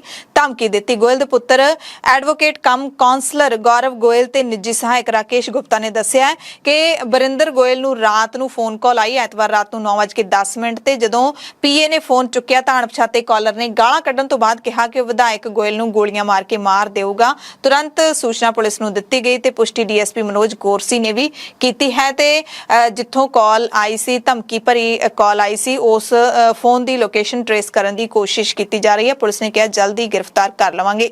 ਇੱਕ ਹੋਰ ਅਪਡੇਟ ਇਹ ਹੈ ਕਿ ਕਾਊਂਟਰ ਇੰਟੈਲੀਜੈਂਸ ਮਾਹਿਰ ਏਡੀਜੀਪੀ ਗੌਰਵ ਯਾਦਵ ਨੂੰ ਪੰਜਾਬ ਦੇ ਮੁੱਖ ਮੰਤਰੀ ਭਗਵੰਤ ਸਿੰਘ ਮਾਨ ਦਾ ਵਿਸ਼ੇਸ਼ ਪ੍ਰਮੁੱਖ ਸਕੱਤਰ ਨਿਯੁਕਤ ਕਰ ਦਿੱਤਾ ਗਿਆ ਹੈ। ਨਿਯੁਕਤੀ ਹੈਰਾਨ ਕਰਨ ਵਾਲੀ ਦੱਸੀ ਜਾ ਰਹੀ ਹੈ ਇਸ ਕਰਕੇ ਕਿਉਂਕਿ ਇਹ ਅਹੁਦਾ ਆਮ ਤੌਰ ਤੇ ਆਈਏਐਸ ਅਧਿਕਾਰੀ ਦੇ ਲਈ ਰਾਖਵਾਂ ਹੁੰਦਾ ਹੈ ਤੇ ਯਾਦਵ ਪੰਜਾਬ ਦੇ ਸਾਬਕਾ ਡੀਜੀਪੀ ਪੀਸੀ ਡੋਗਰਾ ਦਾ ਜਵਾਈ ਹੈ। ਬੁਲੇਟਿਨ ਦੇ ਵਿੱਚ ਕੁਝ ਖਾਸ ਤੇ ਅਹਿਮ ਖਬਰਾਂ ਰੂਸ ਯੂਕਰੇਨ ਯੁੱਧ ਦੇ ਨਾਲ ਜੁੜੀਆਂ ਦੱਸ ਦਿੰਦੇ ਹਾਂ। ਰੂਸ ਅਤੇ ਯੂਕਰੇਨ ਦਰਮਿਆਨ ਜਾਰੀ ਜੰਗ ਨੂੰ ਥੋੜੇ ਦਿਨਾਂ ਨੂੰ 2 ਮਹੀਨੇ ਹੋ ਜਾਣਗੇ ਪਰ ਇਹ ਯੁੱਧ ਲਗਾਤਾਰ ਜਾਰੀ ਹੈ। ਰੂਸ ਲਗਾਤਾਰ ਯੂਕਰੇਨ ਦੇ ਉੱਤੇ ਚੜ੍ਹ ਕੇ ਜਾ ਰਿਹਾ ਹੈ। ਸੋਮਵਾਰ ਨੂੰ ਬੁਚਾ ਦੇ ਵਿੱਚ ਘਟਨਾਵਾਂ ਵਾਪਰੀਆਂ ਨੇ। ਯੂਕਰੇਨ ਦੇ ਬੁਚਾ ਦੇ ਵਿੱਚ ਰਾਜਧਾਨੀ ਕੀਵ ਹੈ ਜਿਹੜੀ ਉਹਦੇ ਨੇੜੇ ਨਾਗਰਿਕਾਂ ਦਾ ਕਤਲੇਆਮ ਹੋਇਆ ਹੈ ਤੇ ਇਸ ਤੋਂ ਬਾਅਦ ਕੌਮਾਂਤਰੀ ਪੱਧਰ ਦੇ ਲੀਡਰਾਂ ਨੇ ਇਸ ਘਟਨਾ ਦੀ ਆਲੋਚਨਾ ਕੀਤੀ ਹੈ। ਯੂਕਰੇਨ ਦੇ ਅਧਿਕਾਰੀਆਂ ਦੇ ਮੁਤਾਬਿਕ ਸ਼ਹਿਰ ਦੇ ਵਿੱਚ ਵੱਖ-ਵੱਖ ਥਾਵਾਂ ਤੇ 410 ਲਾਸ਼ਾਂ ਮਿਲੀਆਂ ਨੇ, ਬਹੁਤ ਵੱਡੀ ਗਿਣਤੀ ਹੈ ਤੇ ਨਾਗਰਿਕਾਂ ਦੀਆਂ ਲਾਸ਼ਾਂ ਦੀਆਂ ਤਸਵੀਰਾਂ ਸਾਹਮਣੇ ਆਉਣ ਤੋਂ ਬਾਅਦ ਕੌਮਾਂਤਰੀ ਪੱਧਰ ਤੇ ਰੂਸ ਦੀ ਇਸ ਘਟੀਆ ਹਰਕਤ ਦੀ ਨਿਖੇਧੀ ਹੋ ਰਹੀ ਹੈ। ਹਾਲਾਂਕਿ ਰੂਸ ਨੇ ਕਤਲੇਆਮ ਦੇ ਇਹਨਾਂ ਦਾਅਵਿਆਂ ਨੂੰ ਨਕਾਰ ਦਿੱਤਾ ਹੈ। ਯੂਕਰੇਨ ਦੇ ਰਾਸ਼ਟਰਪਤੀ ਵੋਲੋਦੀਮੀਰ ਜ਼ੈਲੈਂਸਕੀ ਨੇ ਰੂਸ ਦੇ ਇਸ ਹਮਲੇ ਨੂੰ ਨਸਲਕੁਸ਼ੀ ਕਰਾਰ ਦਿੱਤਾ ਹੈ, ਕਤਲੇਆਮ ਦੱਸਿਆ ਹੈ। ਐਤਵਾਰ ਨੂੰ ਜ਼ੈਲੈਂਸਕੀ ਨੇ ਸੀਬੀਐਸ ਨਿਊਜ਼ ਨੂੰ ਦਿੱਤੇ ਇੰਟਰਵਿਊ ਦੇ ਵਿੱਚ ਕਿਹਾ ਕਿ ਯੂਕਰੇਨ ਦੇ ਲੋਕ ਰੂਸ ਦੇ ਅਧੀਨ ਨਹੀਂ ਹੋਣਾ ਚਾਹੁੰਦੇ, ਗੁਲਾਮ ਨਹੀਂ ਬਣਨਾ ਚਾਹੁੰਦੇ, ਇਸੇ ਕਾਰਨ ਸਾਨੂੰ ਬਰਬਾਦ ਕੀਤਾ ਜਾ ਰਿਹਾ ਹੈ। ਜਦੋਂ ਉਹਨਾਂ ਤੋਂ ਪੱਤਰਕਾਰ ਨੇ ਇਹ ਪੁੱਛਿਆ ਕਿ ਜੋ ਰੂਸ ਕਰ ਰਿਹਾ ਹੈ ਕਿ ਉਸ ਨੂੰ ਕਤਲੇਆਮ ਕਿਹਾ ਜਾਏਗਾ ਤਾਂ ਜ਼ੈਲੈਂਸਕੀ ਨੇ ਕਿਹਾ ਬਿਲਕੁਲ ਇਹ ਇੱਕ ਕਤਲੇਆਮ ਹੀ ਹੈ। ਇਸ ਮੁਲਕ ਅਤੇ ਉੱਥੋਂ ਦੇ ਲੋਕਾਂ ਦਾ, ਸਾਡੇ ਲੋਕਾਂ ਦਾ ਤੇ ਸਾਡੇ ਮੁਲਕ ਦਾ ਸਫਾਇਆ ਕੀਤਾ ਜਾ ਰਿਹਾ ਹੈ। ਅਸੀਂ ਯੂਕਰੇਨੀ ਨਾਗਰਿਕ ਹਾਂ। ਸਾਡੇ ਇੱਥੇ 100 ਤੋਂ ਵੱਧ ਮੁਲਕਾਂ ਦੇ ਨਾਗਰਿਕ ਰਹਿੰਦੇ ਨੇ ਤੇ ਇਹਨਾਂ ਸਾਰੇ 100 ਤੋਂ ਵੱਧ ਮੁਲਕਾਂ ਦੇ ਨਾਗਰਿਕਾਂ ਨੂੰ ਬਰਬਾਦ ਕਰਨ ਵਰਗਾ ਹੈ। ਜ਼ੈਲੈਂਸਕੀ ਨੇ ਕਿਹਾ ਕਿ ਸਾਡੀ ਜ਼ਮੀਨ ਤੇ ਕੀਤੇ ਗਏ ਹਰ ਜ਼ੁਲਮ ਦੀ ਜਾਂਚ ਹੋਵੇਗੀ। ਅਜਿਹੇ ਜ਼ੁਲਮ ਕਰਨ ਵਾਲਿਆਂ ਦੇ ਨਾਮ ਕਾਤਲਾਂ ਦੀ ਕਿਤਾਬ ਦੇ ਵਿੱਚ ਦਰਜ ਹੋਣਗੇ ਤੇ ਉਹਨਾਂ ਨੂੰ ਸਜ਼ਾ ਮਿਲੇਗੀ। ਫਰਾਂਸ ਦੇ ਰਾਸ਼ਟਰਪਤੀ ਦੇ ਮੁਤਾਬਿਕ ਇਹ ਇੱਕ ਜੰਗੀ ਅਪਰਾਧ ਹੈ। ਉਹਨਾਂ ਨੇ ਰੂਸ ਤੇ ਹੋਰ ਸਖਤ ਪਾਬੰਦੀਆਂ ਲਾਉਣ ਦੀ ਅਪੀਲ ਕੀਤੀ ਹੈ। ਯੂਕੇ ਦੇ ਪ੍ਰਧਾਨ ਮੰਤਰੀ ਬੋਰਿਸ ਜੌਨਸਨ ਨੇ ਕਿਹਾ ਕਿ ਇਹ ਸਬੂਤ ਹੈ ਕਿ ਰੂਸ ਦੇ ਵੱਲੋਂ ਜੰਗੀ ਅਪਰਾਧ ਕੀਤੇ ਜਾ ਰਹੇ ਨੇ। ਇੰਨੇ ਨਾਗਰਿਕਾਂ ਦੀਆਂ ਲਾਸ਼ਾਂ ਮਿਲਣੀਆਂ ਕਿਸੇ ਵੀ ਵੱਡੀ ਹਰਕਤ ਤੋਂ, ਜੰਗੀ ਅਪਰਾਧ ਤੋਂ ਘੱਟ ਨਹੀਂ ਹੈ।